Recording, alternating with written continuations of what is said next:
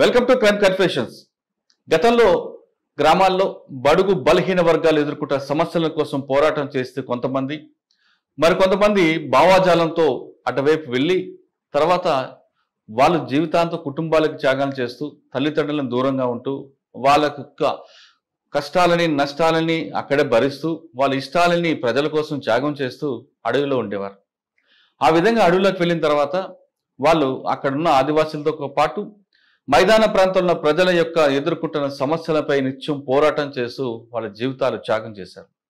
ఆ విధంగా అడవిలోకి వెళ్ళిన తర్వాత వ్యక్తిగత కారణాలతోనూ లేదా అనారోగ్య సమస్యలతోనో లేదా మరొక కారణంతో జనజీవన శ్రమంతో కలిసే వారిలో పరిచయం చేసే ఈ కార్యక్రమంలో ఈ వారం మన గెస్ట్ మాజీ మావోయిస్టు దంపతులు.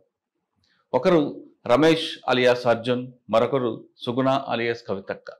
వీళ్ళిద్దరూ ఎందుకు వెళ్ళారు, వీళ్ళిద్దరికి పరిచయం ఏ విధంగా ఉంది, వాళ్ళు వెళ్తున్న సమయంలో వాళ్ళు ఉన్న గ్రామాల పరిస్థితి ఏ విధంగా ఉండేది, వాళ్ళు అడవిలోకి వెళ్ళిన తర్వాత వాళ్ళు ఎదుర్కొన్న సమస్యలు ఏంటి, వాళ్ళు చేసిన త్యాగాలేంటి, వాళ్ళు సాధించినది ఏంటి, తిరిగి బయటకు వచ్చిన తర్వాత వాళ్ళ జనజీవనం ఎలాగ వస్తుంది, వాళ్ళ జీవన విధానం ఏ విధంగా ఉంది విషయాల్ని వాళ్ళని అడిగి తెలుసుకుంది.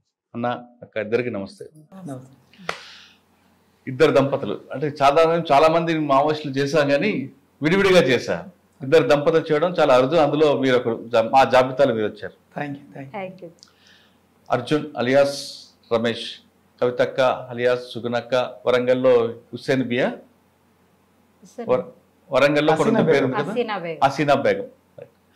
అన్న, మీరు వెళ్ళేసరికి పార్టీలు అక్కడ పరిస్థితి ఎలాగుంది, మీరు పుట్టిన ప్రాంతం ఏది, అప్పుడున్న సమస్యలు ఏంటి, పార్టీలోకి మీకు ఎవరు ఏ భావజాలంతో వెళ్ళారా, లేదా సమస్యలు చూసి వెళ్ళారా, లేదా కేవలం తుపాకీ పట్టుకోవాలి అనే కోరికతో వెళ్ళారా, వెళ్ళినప్పుడు మీకు ఎవరు బాధ్యత ఉన్నారు, ఎవరిని ద్వారా మీరు లోపలికి వెళ్ళారు, ఇక్కడ వెళ్ళిన తర్వాత ఎంతకాలం ఉండి ఎంతకాలం పనిచేశారు, ప్రజల కోసం ఏం చేశారు, బయటకు వచ్చాక అంటే బయటికి ఎందుకు రావాల్సి వచ్చింది, వచ్చిన తర్వాత మీ జీవన విధానం కొనసాగుతుంది, ఫస్ట్ మీరు చెప్పండి. ఎట్లా జర్నీ స్టార్ట్ అయిందంటే, అంటే ముందు మీ గ్రామీణ మీ ఊరు, మీ పేరు. నా పేరు రమేష్, మా నాన్న పేరు భీమయ్య, మా అమ్మ పేరు లక్ష్మవ్వ. అంటే చిన్ననాటి నుండి ఏంటంటే నిరుపేద అంటే అసలు ఎక్కడైనా మీ ప్రాంతం ఎక్కడ? మాది కరీంనగర్ జిల్లా, ఉమ్మడి కరీంనగర్ జిల్లా, మల్లాపూర్ మండలం చిట్టాపూర్ విలేజ్లో నేను పుట్టింది. దానికి ప్రీవియస్ అంటే మా అమ్మ నాన్న వాళ్ళు జూలపల్లి మండలం, అదే కరీంనగర్ జిల్లాలో జూలపల్లి మండలం పెద్దాపూర్లో వాళ్ళు ఉండేది. తర్వాత ఉపాధి నిమిత్తం వాళ్ళు బతుకు జీవనం గడుపుకోవడానికి ఇక్కడికి మల్లాపూర్ మండల్ ఇటు సైడు చిట్టాపూర్కి వచ్చి అక్కడ స్థిరపడ్డారు. మా అన్న మా అక్క అక్కడ పెద్దాపూర్లో జన్మించారు, వాళ్ళు పుట్టారు. తర్వాత కొన్ని రోజులకు నేను ఇక్కడ పుట్టడం జరిగింది. నా పెరుగుదల అంతా కూడా ఈ చిట్టాపూర్లోనే ఉంటుంది. చిట్టాపూర్లో పెరిగిన అయితే ఆ ఊర్లో ఎక్కువ ఈ ప్రభావం అనేది అప్పట్లో బాగుండేది. పీపుల్స్ వారికి సంబంధించిన ప్రభావం అనేది ఆ ఊర్లో చాలా బాగుంది. అది అంటే అప్పుడు దాదాపు ఏంటంటే 88, 90 అనుకుంటా. బాగా చాలా చిన్న వయసు నాది, కానీ బాగా ఉండేదేమో అప్పుడు బాగా అంటే చాలా ఎక్కువ ఉండేది. నాకేం పెద్దగా తెలిసేది కాదు. కాకపోతే ఊర్లో వాళ్ళ ఊర్లోకి వచ్చి పాటలు పాడడం చూసి అనుకున్నారు. రైట్. అప్పుడు ఈ చెన్నారెడ్డి ప్రభుత్వం లీగల్ 19 ఇచ్చారు. ఆ టైంలో ఇంకెక్కువ దళాలు రావడము, తిరగడము, పాటలు పాడడం, దానివల్ల వాళ్ళు ఇప్పుడు గద్దర్కి సంబంధించిన వీడియోలు అప్పుడు ఊర్లో పెట్టి చావిడి దగ్గర పెట్టి ఊరందరికి చూపించడం చిన్న వయసులో, వాటన్నిటిని చూసినప్పుడు మనం కూడా ఇలా చేయొచ్చేమో అనేటువంటిది ఒకటి. రెండోది, చిన్నప్పుడు ఏంటంటే దానికి అంటే కొద్దిగా బిఫోర్ ఏంటంటే నేను ఆవులు కాసేది. అంటే చదువుకున్న వాళ్ళే, కుటుంబ ఆర్థిక స్థితిలో వాళ్ళు ఏంటంటే చదువుకుని పంపించలేరు, ఆవులు కాయడానికి వెళ్ళేది. ఆవులు కాసేటప్పుడు ఏంటంటే దాంట్లో ప్రజెంట్ ఇప్పుడు మా బావ వాళ్ళ అన్న ఆయనే, అప్పుడు మా అక్కకి పెళ్లి చేయలేదు కాబట్టి అతను గంగమల్లయ్య అని అతను కూడా ఆవులు కాస్తాడు. అంటే అప్పుడు అతను మాకు ఏజ్లో పెద్దోడు. అప్పుడు అతను ఒక 16, 17 ఏళ్ళ వయసు, 18 ఏళ్ళ వయసు ఉండొచ్చేమో. నేను అప్పుడు ఇంకా చిన్నది, ఎంత ఒక 9 ఏళ్ళు 8 ఏళ్ళ ఆ వయసు నుంచి నేను ఆవులు కాసేది. ఆ టైంలో అతను వాళ్ళ అన్నలు ఇంకా పెద్దోళ్ళు, అంటే దాదాపు పార్టీ స్టార్ట్ అయినప్పటి నుంచి 70 కావచ్చు, 69, 70 ఆ టైం నుంచి కూడా వాళ్ళ అన్నలు చాలా ఏజ్, అప్పటికి 25, 30 ఏళ్ళ వయసులో ఉంటారు. వాళ్ళు పార్టీతో సంబంధాలు ఉండి పోలీస్ స్టేషన్లో ఈ దెబ్బలు పడి రకరకాల ఇబ్బందులలో వాళ్ళంతా కుటుంబం ఉంది. దాని తర్వాత అందులో వాళ్ళ 6 అన్నదమ్ములు. 6 ఇతను సెకండ్, అంటే లాస్ట్ నుంచి సెకండ్ గంగమల్లయ్య అనే వ్యక్తి. తను ప్రజెంట్ అప్పుడు మేము ఆవులు కాస్తున్న సమయంలో ప్రజెంట్ తను వాళ్ళతో కాంటాక్ట్లో ఉండేవాడు, పార్టీతో కాంటాక్ట్లో ఉండడం, మేము ఆవులు కాయడం, ఆయన నైట్లో వెళ్ళి కలవడం రావడం. కొన్ని అప్పుడు మనకేమో అంత ఏదో అర్థం చేసుకునేది కాదు కదా, ఏదో దొరలని భూస్వాములని వాళ్ళ దోపిడీ అని ఒక్కొక్క ఊర్లో ఒక దొరని ఇట్లా శిక్షించారు వాళ్ళు అని చెప్పేసి అవన్నీ చూసినప్పుడు ఏంటంటే అలాంటి మాటలన్నీ కూడా ఎప్పటికప్పుడు అది సబ్ కాన్షియస్లోకి వెళ్ళిపోయినాయి, నా సబ్ కాన్షియస్ మైండ్లోకి వెళ్ళిపోయినాయి. దాని తర్వాత మనం కూడా చేస్తే బాగుంటుంది అనేటువంటిది ఒక చేయాలి కదా. తర్వాత అప్పుడు గ్రామాలలో ఏమొచ్చిందంటే శ్రీలంకలో అనుకుంటా ఎల్టీటీ సంబంధించినప్పుడు ఆ స్టేట్మెంట్ అప్పుడు టీవీలు అంతా తక్కువ కదా, పేపర్లలో వచ్చేదేమో అనుకునే వాళ్ళు అన్నట్టు. మా అన్న కూడా కొంత వర్క్ చేసి మా అన్న కూడా అంటాడు ఇంటికి ఒక్కరు కంపల్సరీ ఈ పార్టీ ఉద్యమంలోకి వెళ్ళాలి, వెళ్తే పేదోళ్ళ రాజ్యం వస్తుంది అనేటువంటిది వాళ్ళు మాట్లాడుకోవడం. మా అమ్మ నాన్నకి ఏదో కామెడీగా చెప్పేవాడు, నేను వెళ్ళిపోతే ఎప్పటికైనా తమ్ముడు ఉంటాడు కాబట్టి ఇంట్లోకి ఒక్కరు పోవాలి కాబట్టి నేను పోతా అని చెప్పుకుంటాడు. సరే అది అట్లాంటి మాటలు అనేటువంటి ఈ పాటలు అనేటువంటి బాగా ఇన్స్పిరేషన్ చేయగలిగింది. ఎప్పుడైతే ఆ గంగమ్మలో ఉన్నాడో మేము ఇంకొంత ఇది లీగల్ వచ్చిన తర్వాత 90లో ఆ టైం వరకు వచ్చేటప్పటికి ఒక బాలల సంఘం అని చెప్పేసి చిన్నపిల్లలతోని 12 నుంచి 14 ఏళ్ళు వయసు 16 ఏళ్ళలోపు ఉన్న వాళ్ళందరికీ సంఘం పెట్టి ఇట్లా నైట్లో ఊరు పక్కన దళం వచ్చి కూర్చొని మాట్లాడి చేసి వాళ్ళు కొన్ని మంచి విషయాలు ఏంటంటే బీడీలు కొట్టద్దు, కళ్ళు మందు తాగద్దు, వర్క్ అంటే అప్పటికి ఏమైపోయిందంటే నన్ను ఆవులు వదిలిపెట్టేసి వ్యవసాయ కూలీగా రైతులకు పనిచేయడానికి ఉండేదన్నట్టు. మీరు ఎన్నడూ పని తప్పియద్దు, ఎప్పుడన్నా మీరు ఒకవేళ మాతో వచ్చిండ్రు అనుకోండి ప్రజల్లో కానీ చూసే వాళ్ళకి కానీ ఇటు పని దొంగరా అట్లాంటి వాళ్ళే అక్కడికి పోతారా అనే పేరు వస్తుంది. కాబట్టి మీరు జ్వరం వస్తే కూడా అసలు మంచాల నుంచి లేవలేని పరిస్థితి ఉంటుంది తప్ప మీరు పని చేయొద్దు. అలాంటి విషయాలు స్టార్టింగ్లో కాబట్టి మైండ్ కూడా పెద్దగా ఆలోచించేది కాదు కాబట్టి బాగా క్రమశిక్షణ అనేది పెట్టుకోవడం జరిగింది. దానివల్ల పెరుగుతూ వస్తుంటే ఆ నిర్బంధాలు కానీ ఊర్లలో కుప్ప పెట్టి కొట్టేది అన్నట్టు. అంటే అప్పుడు ఉన్న పాలసీ కాదు లేకపోతే అది ఏందనేది మనకు అంత అప్పుడు అర్థం చేసుకోలే. జనాలు అందరినీ తీసుకొచ్చి ఇప్పుడు 14-16 సంవత్సరాల వయసు కన్నా పెద్దోళ్ళను 50 సంవత్సరాల లోపులను ఒక పక్కన కూర్చోబెట్టి ఆ పై ఏజ్ వాళ్ళను ఒక పక్కన కూర్చోబెట్టి మా అలాంటి చిన్నపిల్లలు లేడీస్ని అయితే ఏమనకపోయేది, మేము వాళ్ళ మధ్యలో తిరుక్కుంటూ వెళ్ళిపోయేది. అప్పటికి పార్టీతో సంబంధాలు ఉన్నప్పుడు కూడా పెద్దగా అలాంటివన్నీ చూసినప్పుడు కూడా ఏంటంటే ఖచ్చితంగా ఇదంతా పోవాలంటే ఇప్పుడు పేదోళ్ళకు రాజ్యం అవన్నీ ఏవో మాటలు వినేటి అవన్నీ సాధించాలని అటువంటి కాలక్రమేణా పెరుగుతూ రావడం, నైట్లో వాల్ పోస్టర్లు లాంటి చిన్న చిన్న పనులు చేయడం, వాళ్ళతో కాంటాక్ట్లో ఉండి ఎక్కడైనా ఏమైనా జరిగిందంటే బాధపడడం, ఎవరైనా ఎన్కౌంటర్ అయిందంటే అలాంటివన్నీ కూడా అలవాటు అయిపోయినట్టు మెల్లమెల్లగా. 93కి వచ్చేటప్పటికి గంగమల్లయ్య అనే వ్యక్తి రిక్రూట్ అయ్యి మళ్ళీ ఎందుకో వెళ్తూ వల్ల కొంచెం వెనక్కి వచ్చిండు, ఎందుకో తెలియదు. ఆ టైంలో ఊరు మొత్తం పోలీసు వాళ్ళు రౌండప్ చేసినప్పుడు ఆ టైంలో తను తప్పించుకోవడానికి వెళ్తున్న సమయంలో ఎన్కౌంటర్ అయింది, చనిపోయింది, వాళ్ళు చంపేసిండ్రు. దాని తర్వాత కాంటాక్ట్లు దిగిపోవడం ఇవన్నీ కూడా మనకు మైండ్లో ఉన్నది కాబట్టి అది ఏదో రకంగా కనెక్ట్ అవ్వడం జరిగింది. 95 అనుకుంటాను నేను. 95కి వచ్చేటప్పటికి నేను ఎక్కడ ఏం పెద్దగా ఫోకస్ అయింది కానీ పనులు చేసింది కానీ ఏం లేదు. కానీ నాది కూడా పోలీసు రికార్డుల్లో ఎక్కడం, నేను పనిచేసిన అని చెప్పేసి నా కోసం వాళ్ళు ప్రయత్నించడం. అది ఏదైతే ఇప్పుడు ఎన్కౌంటర్ అయిన గంగమల్లయ్య ఉన్నాడో వాళ్ళ అన్న ఫస్ట్ నుంచి మాది కార్యకర్త కాబట్టి తనను ఒక రోజు నైట్లో పట్టుకపోయిన తర్వాత ఆ రోజు తెల్లారి వాళ్ళ కుటుంబ సభ్యులు వెళ్తుంటారు కదా పోలీస్ స్టేషన్, ఆయన చెప్పిండు ఇట్లా మన రమేష్ గాని పేరు అడిగిండ్రు వాళ్ళు, జాగ్రత్తగా ఉండమని చెప్పండి, దొరకద్దు అని చెప్పి. ఏ పోలీస్ స్టేషన్? మాకు మల్లాపూర్ పోలీస్ స్టేషన్ ఉండేది కానీ అప్పుడు మెట్పల్లి అనుకుంటా, మెట్పల్లి పోలీస్ స్టేషన్లో ఎక్కడో పట్టుకపోయినారు వాళ్ళు. పోలీస్ స్టేషన్ అయితే మల్లాపూర్. వాళ్ళు ఆయన చెప్పి పంపిన తర్వాత అప్పుడు మా వాళ్ళకి చెప్పాను, ఆయన డైరెక్ట్ వచ్చి నాకు చెప్పకుండా ఇంటికి పోయి చెప్పాను, అమ్మ బాధపడి వినకపోతే రాత్రి అటు ఇటు పోతుంటే చెప్తే లేవు, ఇప్పుడు పోలీసు వాళ్ళకి తెలిసిందట, ఇప్పుడు డబ్బులు మనం సరెండర్ చేయాలన్నా డబ్బులు బాగా అవసరం, ఎట్లా చేస్తావు ఏం చేస్తావు అంటే సరే నువ్వు సైలెంట్గా ఉండు అని చెప్పేసి అప్పటి నుంచి ఇంట్లో కొంచెం జాగ్రత్తగా బయట ఉండడం జరిగింది. నాన్న కూడా బాధపడి ఏడ్చి నువ్వు ఎక్కడన్నా ఉండు ఏమన్నా ఇంటికి వచ్చి అన్నది నేను అంటే వాళ్ళు ఒక రకంగా నాకు చెప్పాలంటే వ్యతిరేకించి బలంగా చేయలేరు. సరే అని చెప్పేసి ఈ కాలక్రమేణా ఏంటంటే పోలీసు వాళ్ళు ఎప్పుడైతే ఆ ఊర్లోకి వచ్చారో ఆ రోజు, ఇది 95 అనుకుంటా, ఆ రోజే నైట్ వీళ్ళు 1 గంటకు వచ్చారు. నేను కట్టెలకి వెళ్ళి అప్పుడు నైట్లో రైతులకి ఏంటంటే కట్టెలు తీసుకురావడం, ఎడ్ల బండ్లు తీసుకురావడం అలవాటు. అడవికి వెళ్ళి మేము వెళ్ళి ఆ కట్టెలు అక్కడ పెట్టి ఒక దగ్గర తోట ఉంటుంది వ్యవసాయకు సంబంధించిన బావి దగ్గర, అక్కడ ఇచ్చిపెట్టి ఎడ్లను తీసుకొని ఊర్లోకి వస్తారు. మాకు పోలీస్ పార్టీ కనిపించింది ఊర్లో. అప్పుడు 1 అవుతుంది నైట్ వెళ్తున్నారు. వాళ్ళ వెనకాలే మేము కొద్ది దూరం జర్నీ చేయాలి. జర్నీ చేసి ఊరు చౌరస్తా ఉంటుంది బస్ స్టాండ్, అక్కడ నుంచి వీళ్ళు రైట్కి వెళ్ళిపోయి ఇటు లెఫ్ట్కి వెళ్ళి ఇటు వెళ్తుంటే అది మా ఇల్లు వస్తుంది. వాళ్ళు ఇటు వెళ్ళి అటు తిరిగిండ్రు. అప్పటికే నాకు వాళ్ళు కొంత ఏదో నాకు సెన్స్ చెప్తుంది, అటెందుకు వెళ్తున్నారు వీళ్ళు అని చెప్పి మేము ఇక్కడికి వచ్చి ఇటు లెఫ్ట్ అయినాం. వెళ్ళగానే పోలీసు వాళ్ళు అరే మీరు ఎవడరా ఎడ్లు దొంగతనం పట్టుకపోతారు అని ఒక జవాన్ వచ్చి మాకు అడిగిండు. ఆ సుంకరీలు ఉంటారు కదా, ఆ సుంకరీలో వీళ్ళు ఇటుపక్క ఉంటుంది, మా ఫ్రెండ్ వాళ్ళు వీళ్ళు అటుపక్క ఉంటుంది, అంటే గల్లీ తిరిగి వెళ్ళాలి. ఆయన ఏమంటే లేదు సార్ వాళ్ళు మా వాళ్ళే, వాళ్ళు పెరడ్కాడికి పోయి వస్తున్నారు సార్, పిల్లలు మా వాళ్ళే వాళ్ళు అని చెప్పగానే ఆయన అటు వెళ్ళిపోయాడు. వెళ్ళిపోయిన తర్వాత మేము వచ్చి అక్కడ వేరే దగ్గర పడుకొని తెల్లారేటప్పటికి ఎవరెవరు పట్టుకుపోయారంటే ఒక ముగ్గురిని తీసుకుపోయాను. ఆ సాయంత్రం వరకల్లా నాకు ఇన్ఫర్మేషన్ వచ్చింది. అదే నైట్ 3 గంటలకు పోలీసు వాళ్ళు 1 గంటకి వెళ్ళిపోయారు. అదే నైట్ 3 గంటలకు ఇంకో ఏరియాలో వాళ్ళు వచ్చినారు. ఒక పర్సన్కు అంటే మాకు తెలిసిన పర్సన్కి చెప్పారు అన్నట్టు, ఇట్లా రమేష్ను పలానా విలేజ్ దగ్గరికి రమ్మని చెప్పండి ఎల్లుండి మధ్యాహ్నం 12 గంటకని ఒక టైం చెప్పారు వాళ్ళు. ఈ విషయం కూడా నాకు నైట్ 8 గంటలకు తెలిసింది. తెల్లారి ఈ పోలీసుకు తెలిసిందనే విషయం అదే రోజు తెలిసింది. వాళ్ళు కూడా నా కోసం ఒక ఇన్ఫర్మేషన్ ఇచ్చిపోయారు కాబట్టి అది కూడా తెలిసింది. ఆ తెల్లారి నేను అక్కడికి వెళ్ళిపోయి కలిసి మాట్లాడినాను.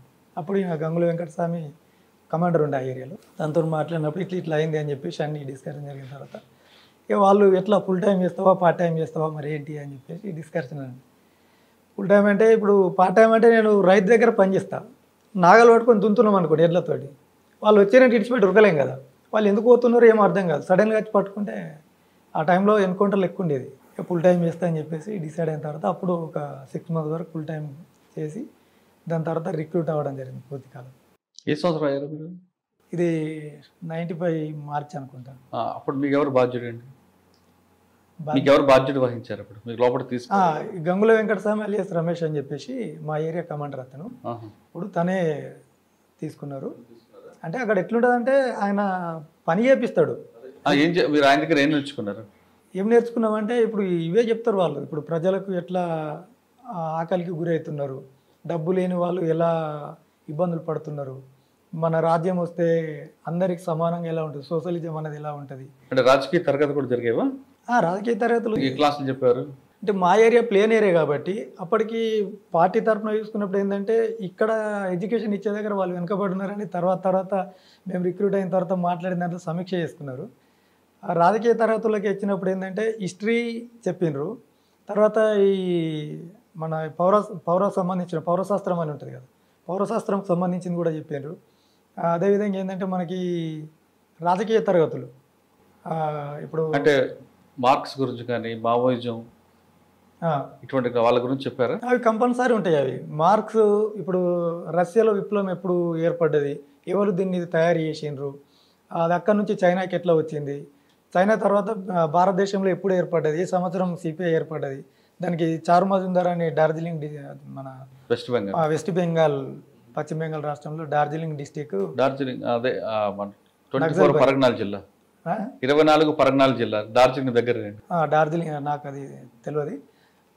నక్సల్ బరిలో అక్కడ ఎందుకు నష్టపోయింది, తర్వాత శ్రీకాకుళ పోరాటాలు రైతాంగ సాయుధ పోరాటాలు ఎలా నష్టపోయింది, దాని తర్వాత జగిత్యాల జైత్రయాత్ర అనేటువంటిది ఇక్కడ ఎలా స్టార్ట్ అయింది, చరిత్రను చెప్పుకునొచ్చు. ఈ చరిత్రలు. ఎంతకాలం ఉన్నారు మీరు ఇలాగా? నేను 8 సంవత్సరాల వరకు. నీ పేరు, నీ ఊరు, నువ్వు ఎందుకు వెళ్ళాల్సి వచ్చింది, ఆయన ఎలా పరిచయారు? మాది వరంగల్ జిల్లా సార్. వరంగల్ జిల్లా పంబాపూరు అంటే అప్పుడు బెజవాడ పల్లె అంటేనే ఎక్కువ తెలుసు జనాలకి, ఇప్పుడు పంబాపూరు అని అంటారు. అంటే నేను వెళ్ళడం కారణం అంటే నేను పాటలు ఆకర్షణ సార్ మొత్తానికి. నాకు గద్దరన్న పాటలు కాదు, అప్పుడు వీళ్ళు పార్టీ వాళ్ళు చాలా వచ్చేవాళ్ళు, జనశక్తి కానీ పీపుల్స్ వారోళ్ళు కానీ ఈ పన్బాక్షోళ్ళు 3 టీంలు ఉంటుండే. అట్లా పాటలు అట్లా వాళ్ళు వచ్చుడు, ప్రోగ్రాంలు చేసుడు, పాటలు వినగానే ఏదో ఆకర్షణ. అంటే అన్ని పాటలు వాడతారు సార్, అంటే చనిపోయిన వాళ్ళ మీద వాడతారు, మహిళల మీద వాడతారు. మహిళల మీద అనంటే పాడాలా సార్? ఇప్పుడు వస్తుంది. ఆడ జన్మే పాడు జన్మగా చూసే ఈ యొక్క పాపిష్టు రాజ్యంబులోన ఆడ పుట్టుక పుట్టి గోసపడకంటే అడవిలో మానాయి పుట్టిందే మేలో పెరిగిందే మేలో తల్లి ఒడిలో కన్నో తెరిసిన్నో లేదో ఆడపోరి అంటూ మా నాన్న తిట్టే ఆడపోరి అంటూ దీర్ఘాలు తీసి సడించుకునిరి ఇంటోళ్ళందరూ. అయ్యో ఈ పాడు లోకంలో ఆడమనిసంటే పురుగు కాంటే నామైపోయినాదో అయిపోయినాదో. అంటే ఈ పాటతో పాటు నీకు బాగా కదిలించిన పాట చెప్పండి, అందులో వెళ్ళిపోవాలి ఇంకా లాభం లేదని. అందులోకి వెళ్ళిపోవాలి అని అంటే అప్పుడు అన్నీ మర్చిపోయాం కదా సార్. ఇప్పుడు అంటే గుర్తు ఉంటాయి కొన్ని. సరే, గుర్తు తెచ్చుకుందరు కానీ మీ ఇంటర్వ్యూలో కంటిన్యూలో. సరే, మా పాటలకు దానివల్ల పాటల ఆకర్షణతోటే నేను పెద్దగా చదువుకోలేదు సార్, 5వ తరగతి చదివాను. ఇక ఆ టీముల వాళ్ళు వచ్చేవాళ్ళు, వాళ్ళని కలిసేవాళ్ళం మామూలుగా. అమ్మా నాన్న చెప్పలేదా వద్దు? అమ్మ నాన్న వాళ్ళకేం తెలియదు సార్. ఇక అది అంటే అక్కడ మొత్తం ఏరియా అంటే నక్సలిజం ఏరియానే అన్నట్టు అది. ఇక కామన్గా కలుస్తారు కదా పిల్లలు అన్నప్పుడు, వెళ్తారు కదా వస్తారు కదా అనేసి అనుకున్నారు. నాన్న లేడు, చనిపోయిండు. అమ్మ ఉంది, 4 మంది అన్నయ్యలు, ఒక సిస్టరు, నేను అన్నట్టు. ఇక గారభంగా అట్లా ఉన్నా. వాళ్ళందరూ చదువుకున్నారా? వాళ్ళు ఎవరు చదువుకోలే, అంటే వ్యవసాయం పనులు. ఒకదాని పార్టీ వైపు వెళ్ళావు? పార్టీ వైపే వెళ్ళాను. ఇక అప్పుడు అంటే ఇక సానుభూతి పరులాగా మా కమాండర్ సమ్మన్న అనేటైనా ఉంటుండే. నేను అంటే ఇట్లా సానుభూతి పరులు అనేది ఉంటారు కదా మన విలేజ్ లో, వాళ్ళు చేసేవాళ్ళు. ఎంత వయసులో వెళ్ళావు నువ్వు? నేను 15 సంవత్సరాలు. వద్దు అనలేదా వాళ్ళు? వాళ్ళు అనలేరు సార్, ఏమనలేరు. అంటే వాళ్ళు బయట మనకి మీ గ్రామానికి వచ్చేవారా? వచ్చేవారు. పాటలు చూసి విని, పాటలు చూసే విని నేను ఖచ్చితంగా వెళ్ళాలి అనేసి పాటల ఆకర్షణతోటే వెళ్ళేదాన్ని. ప్రతి ఊర్లో నేను దుమ్ము మీటింగ్లు పెట్టేదాన్ని సార్, ఫుల్ పాటలు పాడేదాన్ని. ఆ అక్క పాడితేనే మేము ఉంటాం అనేసి అంటుండే స్టేజ్ మీద కూడా. ఇంకో పాట పాడవాలి. నీ అమ్మ పాలు ఇస్తూ ఏమీ చెప్పిందో గాని, ఏ జోల పాట వాడి ఉయ్యాలు పిందో గాని, ఎద నిండా ఉషారేరా ఓ కొడుకో, మది నిండా ఉల్లాసవేరా ప్రభాకరా, నీ అయ్యా సాతి మీద నిన్ను పండ పెట్టుకొని, ఏ వీర గాథలు నీకు నూరి పోసిండో గాని, మిన్నిరిగి మీద పడ్డ వెన్ను చూపా నట్టి, చెక్కు చెదరాని గట్టి ఉక్కు గుండె నీది, ధైర్యానికి మారు పేరు రావో కొడుకో, సాహసానికి సాక్ష్యం నీ ఊరు ప్రభాకరా. నువ్వు పాట పాడితేనే వాళ్ళని వినేవారా? వినేవాళ్ళు. అంటే నువ్వే పాడాలని వాళ్ళు? నేనే పాడాలి అనే వినేవాళ్ళు. ఇక్కడ కరీంనగర్ డిస్టిక్ లో కూడా రుద్రాంగి, ఇక్కడ ఈ ఏరియాలో కూడా మీటింగ్లు పెట్టినా కూడా అక్క పాడాలి, అక్కనే పాడాలి అనేసి అనేవాళ్ళు. కాదమ్మా, సాధారణంగా అడవులకు వెళ్తే ఆడవాళ్ళ సమస్యలు కొన్ని ఉంటాయి, అక్కడైనా ఎదుర్కొన్నా ఇబ్బందులు ఉన్నాయేమన్నా? అక్కడ ఎదుర్కొనే ఇబ్బందులు అనేది ఏమనిపించలేదు సార్. నేను బయట తిరిగేటప్పుడు వర్షాకాలం వెళ్తా అనుకునేదాన్ని, అది ఇంతలా ఇట్లా బురద ఉంటుండే సార్ ఇక్కడ వరకు. ఆ బురద చూసి అమ్మ నేను వర్షాకాలం వెళ్ళను అనుకునేదాన్ని. ఎండాకాలం కొంచెం వాటర్ ప్రభావం అట్లా ఉంటుంది కదా సార్, అట్లా ఆ వాటర్ తోటి అది అనుకునేదాన్ని. అప్పుడు కూడా వెళ్ళాలనిపించలేదు. తర్వాత చలికాలంలో ఏంటంటే సెంట్రీ చేస్తాం కదా, ఆ సెంట్రీ చేసే టైంలో ఈ చలిలో సెంట్రీ అన్ని 3 కాలాలు కూడా నీకు కష్టం కదా. ఎండాకాలం వాటర్, నీరు, చలికాలం చలి, మరి ఎలా ఉన్నావు అక్కడ అనుకునేదాన్ని. లాస్ట్కి ఏం చేసినానంటే ఇంకా ఫుల్ టైం వెళ్ళిపోవాలి. ఒకసారి ఫుల్ ఫీవర్ వచ్చింది, వెళ్ళేదాన్ని వచ్చేదాన్ని. ఒక 15 days 20 days అలా ఉండేదాన్ని అందులో. ఒకసారి మేము పార్టీని కలిసి అందులోనే వెళ్దామనేసి అనుకున్నాం, లోపలికి వెళ్ళినాం. మళ్ళీ అనిపించింది ఒక 15 days దాకా ఉండి మళ్ళీ వెళ్ళిపోతాం ఇంటికి అనేసి అని అనుకొని మేము బయలుదేరుతున్నాం. పోలీస్ పార్టీ వచ్చారు అక్కడికి. వచ్చిన తర్వాత అది ఏరియా గుర్తులేదు సార్, నాకు అంత పెద్దగా నాలెడ్జ్ అనేది లేదు. అప్పుడు వెళ్ళినామా వచ్చినామా అంత ఏ ఏరియా ఏంటనేది తెలియదు, చిన్న వయసు కదా. అట్లా కొంచెం వాళ్ళు ఎదురైనరు, వాళ్ళ ఇంటి ఇట్లా లోపలికి వాళ్ళు వచ్చారు, మేము ఈ దర్వాజా నుండి వెళ్ళిపోయినాం అన్నట్టు. వాళ్ళు ఎవరు అనేసి వాళ్ళని అడిగితే వాళ్ళు అంటే ఆమె లంబడోళ్ళు గుడంబ పెడుతుండే, అక్కడికి వాళ్ళు వచ్చారు అన్నట్టు బ్యాచెస్. ఇక మేము ఇటు నుంచి ఇటు వెళ్ళిపోయాను. అప్పుడు అనిపించింది ఇక లోపలికి వెళ్ళిపోవాలి, ఇక బయట కాదు. ఫుల్ ఫీవర్ వచ్చింది, పడుకున్న లెటర్ వచ్చింది నాకు. లెటర్ రాగానే ఆ లెటర్ చూసి ఇక చదువుకొని వెళ్ళిపోయినా. పలానా అడ్రస్ కాడికి రాగానే అక్కడికి వెళ్ళిపోయినా. ఆ ఊరికి వెళ్ళిపోగానే ఒక అన్నయ్య వచ్చి తీసుకొని వెళ్ళిండు. ఇక మా అమ్మ వాళ్ళు ఏంటంటే ఎప్పుడు వెళ్తుంది వస్తుంది కదా అనేసి 15 days 20 days నెల, ఇంకా 2 నెలలు 3 నెలలు అట్లనే గడిచిపోయింది. ఇక నేను అక్కడ అడుగు పెట్టిన తర్వాత మా వాళ్ళు ఏమన్నారంటే అసీనా కదా, అసీనా అప్పుడు రామకృష్ణ ఉండే సార్, చనిపోయారు అనుకుంటారు. వరంగల్ రామకృష్ణ, వరంగల్ వరంగల్ రామకృష్ణ. అది వాళ్ళ భార్య భారత అక్క ఉన్నారు కదా. District secretary. ఆయన పిలుచుకొని ఏమన్నాడంటే నువ్వు ఈ జిల్లాలో వేస్తావా, ఎక్కడికి పంపించినా వెళ్తావా అనేసి అని అన్నారు. అనేసరికి నేనన్నా పార్టీలో జాయిన్ అయినాను, ఎక్కడికి పంపించినా వెళ్ళడానికి సిద్ధంగా ఉన్నా అనేసి చెప్పిన తర్వాత నాతో వచ్చిన 4 వాళ్ళేమో అక్కడే ఉంటా అన్నారు. ఒక లేడీ 2 జెంట్స్ వాళ్ళు అక్కడే ఉంటా అన్నారు. నేనేమో ఎక్కడికి వేసినా వెళ్తాను, పని చేయడానికే కదా వెళ్ళేది, సిద్ధాంతం కోసమే కదా అనేసి చెప్పిన తర్వాత సరే నువ్వు వెళ్ళిన తర్వాత నీ బూడిద కూడా కొట్టుకురావద్దు ఇక్కడికి మళ్ళీ వరంగల్కి, అలా ఉండాలి, సిస్టమేటిక్గా వర్క్ చేయాలి, మన సిద్ధాంతం ఏంది, మనం చేసేది ఏంది, మనం ఎందుకు వచ్చినాం ఏంది అనేసి అనేది చెప్పాడు. చెప్పిన తర్వాత సరే అన్న అనేసి ఇక వరంగల్ కరీంనగర్ ఆదిలాబాద్ అని చెప్పారు సార్, కరీంనగర్లో పంపించారు అని. అంటే అప్పుడు కొంచెం ఎన్కౌంటర్లు ఎక్కువ జరుగుతుండేనట్టు ఇటు కరీంనగర్ డిస్టిక్లో, మాకు తెలియదు. ఇక ఆదిలాబాద్ అని చెప్పారు. మాకు ఎటైనా ఓకే, పార్టీ కోసమే కదా చేసేది. వరంగల్ నుంచి కరీంనగర్ బస్సులో వెళ్ళావా, నడుచుకుని వెళ్ళావా? బస్సులోనే వెళ్ళాం, 4 మెంబర్స్ వచ్చాము. ఎవరు పోలీసులు పట్టుకోలేదా? పట్టుకోలేరు, సివిల్లా వచ్చాము. ఎక్కడ దిగావు వరంగల్లో? వరంగల్ ఎక్కడ ఎక్కావు, కర్నూలు ఎక్కడ దిగాము? ఇక్కడికి వచ్చిన తర్వాత ఇక్కడైతే వేంపల్లి వెంకట్రావు పెడతారు, మల్లాపూర్ మండల్, గోదావరి రోడ్డున ఉంటుంది అది. అలా అక్కడ ఎక్కడ స్టార్ట్ అయ్యారు, అక్కడ దిగావా? అక్కడ దిగాం. అక్కడ ఇప్పుడు చెప్పండి అన్న, వెళ్ళారు. ఇప్పుడు కరీంనగర్ చేరుకున్నారు మీరు. ఆల్రెడీ కరీంనగర్లో మీ నాటకాలు స్టార్ట్ అయ్యాయి. ఫస్ట్ మీరు లోపలికి వెళ్ళిన తర్వాత మీరు చేసే కార్యక్రమం ఏంటండి? అంటే ఈ కార్యక్రమం వల్ల ప్రజలకు దగ్గర అయ్యాం, పేద ప్రజలకు మన వల్ల న్యాయం జరిగింది అంటే బీడీ కార్మికులు అవ్వచ్చు, వ్యవసాయ కూలీలు అవ్వచ్చు, ఏదైనా. ఫస్ట్ ఏంటంటే మేము వెళ్ళిన తర్వాత మాకు కొన్ని ఇన్స్ట్రక్షన్స్ ఉంటాయి. అంటే వాళ్ళు ఇచ్చేటువంటి ఒక 6 నెలలు రిక్రూట్మెంట్ అయిన తర్వాత 6 నెలల వరకు మాకు పార్టీ సభ్యత్వం ఉండదు, క్రియాశీల పార్టీ సభ్యత్వం ఉండదు.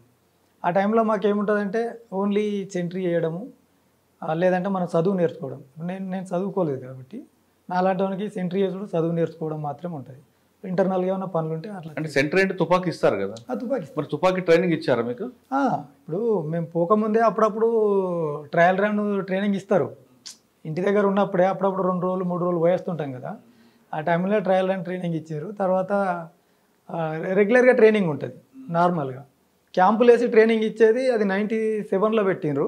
అప్పుడు నేను ఫుల్ టైం పోయిన తర్వాత దాంట్లో మిలిటరీ క్యాంపులో నేను స్టూడెంట్గా పాల్గొన్నాను. అంటే 6 నెలలు మీరు సెంట్రీ ప్లస్ చదువుకోవడం.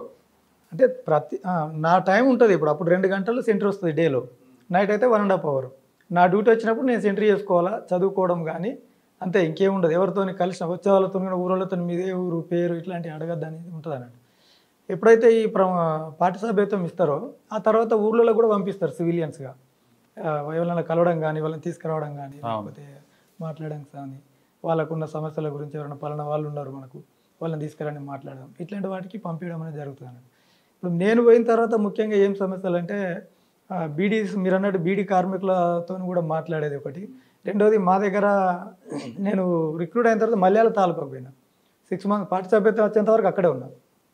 అక్కడ నుంచి మళ్ళీ ఏం చేసిందంటే వీళ్ళు పార్టీ సభ్యత్వం ఇస్తూ ఒక ప్రమోషన్ ఇచ్చి మళ్ళీ మెట్పల్లికి ట్రాన్స్ఫర్ చేసినారు. మెట్పల్లి తాలూకా దళం, జైత్యాల తాలూకా, మల్యాల తాలూకా, అంటే అప్పుడు పాత తాలూకా పరిధిలో ఒక దళం పనిచేసేది, ఒక టీం పనిచేసేది.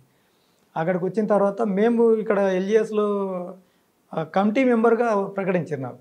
మా ఏరియా మల్లాపూర్ ఏరియాలో ఒక LGS command, local guerrilla squad అని చెప్పి పెట్టిన తర్వాత అక్కడ ఫస్ట్ తీసుకునేది ఏంటంటే పసుపు అండ్ చెరుకు. మా దగ్గర చెరుకు ఫ్యాక్టరీ ఉంటుంది, ముత్తంపేట షుగర్ ఫ్యాక్టరీ అని చెప్పి చెరుకు ఫ్యాక్టరీ ఉంటుంది. అక్కడ వాళ్ళకు గిట్టుబాటు ధర లేదు ఒకటి. రెండవది ఏంటంటే పసుపు రైతులకు కూడా గిట్టుబాటు ధర లేదు. ఈ రెండింటి మీద మేము టీం పనిచేయాలి. అట్లా అక్కడక్కడ రైతులను పిలుస్తూ మాట్లాడడం ఒకటి. రెండవది ఏంటంటే వాటర్ సమస్య ఉంటుంది. 7 గ్రామాలు ఉంటాయి ఇక్కడ మా మల్లాపూర్ మండలంలో. అవి అప్పుడు బుగ్గారం నియోజకవర్గం ఉంటుండే, మెట్పల్లి నియోజకవర్గం, బుగ్గారం నియోజకవర్గం. ఈ మా మండలంలో బుగ్గారం నియోజకవర్గంలో ఒక 7 గ్రామాలు వస్తాయి మల్లాపూర్ మండలంలో, మిగతా గ్రామాలన్నీ మెట్పల్లి నియోజకవర్గం వస్తాయి. దానికి ఏంటంటే వాటర్ సమస్య బాగుండేది, వ్యవసాయ వాటర్ లేకపోయేది. ఒక వాగు ఉంటుంది, అది జీవనది లాగానే వారేది అన్నట్టు, చిన్నగా ఉంటుంది కానీ మంచిగా పారేది అన్నట్టు. వాళ్ళు ఎప్పుడో కొంచెం ఆనకట్ట కట్టి వదిలిపెట్టిండ్రు. మేమేం చేసినామంటే వీళ్ళకి దగ్గర అంటే మనం ప్రజలకు సమస్యలు ప్రభుత్వం పట్టించుకోవట్లేదు అప్పుడు వాళ్ళు ఇచ్చినటువంటి మా గైడెన్స్లో ఈ కాలువకు మనము మరమ్మతి చేస్తూ ఇక్కడ నుంచి దీన్ని ఈ 7 గ్రామాలకు నీళ్ళు అందియాలనేది ఒక ప్లాన్. ఈ మూడు కార్యక్రమాలు అప్పుడు ముఖ్యంగా పసుపుది ఒకటి, చెరుకుది ఒకటి, రైతులకు సంబంధించింది ఒక సమస్య, 2 కలిపితే ఒకటి వాటర్, ఇది కూడా రైతులకు సంబంధించిన వాటర్ది. ముఖ్యంగా అప్పుడు ఇవి తీసుకున్నాం అన్నట్టు. తీసుకున్నప్పుడు దీనికోసం మేము ఏం చేసినామంటే ఈ రైతులను కొంతమందిని పిలిచినాం. అప్పుడు వాళ్ళు ఇచ్చిన గైడెన్స్ ప్రకారం ఏంటంటే 7 గ్రామాలలో ఉన్న ముఖ్యమైన వాళ్ళు ఎవరైతే ఉంటారో కొంత మనకు అప్పుడు పార్టీకి అనుకూలం ఉంటారంటే వ్యక్తులను పిలిచి మాట్లాడిన తర్వాత అందులోనే చేంజ్ చేశారంటే ఇదంతా మనం చేస్తామా చేయమా వీళ్ళు చెప్పేదాన్ని బట్టి మేమేమన్నామంటే మిషనరీ అవసరం పడితే మేము చూసుకుంటాం, మీరు రైతులను కల్దిరించి శ్రమదానం లాగా మీరు చూసుకోవాలి, ప్లస్ మీకు ఎక్కడైనా సిమెంట్ బస్తాలు వగైరా ఇసుకే ఇట్లాంటి అవసరాలు ఉంటాయి కదా, ట్రాక్టర్లు అవసరాలు ఉంటాయి, మేము ఎట్లా సప్లై చేయాలో మేము చేస్తాం మీకు అని చెప్పిన తర్వాత సరే అని చెప్పేసి దాంట్లో నుంచి పోయి అందులో నుంచి ఒకళ్ళు పోయి ఆ రిపోర్టర్లకు లీక్ చేయడం జరిగింది అన్నట్టు. వాళ్ళు పెద్ద ఎత్తున పేపర్లో పెద్ద హెడ్డింగ్ పెట్టి రాసిండ్రు. అది అప్పుడు సిహెచ్ విద్యాసాగర్ రావు నాకు తెలిసి ఇంకా మినిస్టర్ కాలేడు అనుకుంటా, సెంట్రల్ హోమ్ మినిస్టర్ హోంశాఖ సహాయ మంత్రి ఉండే. అప్పుడు గవర్నమెంట్ ఏం చేశారంటే ఇమీడియట్లీ 3 కోట్ల శాంక్షన్ చేసి దాన్ని వర్క్ స్టార్ట్ చేసారు. అచ్చా, మీరు ప్రకటన ఇవ్వడం పని అయిపోయింది.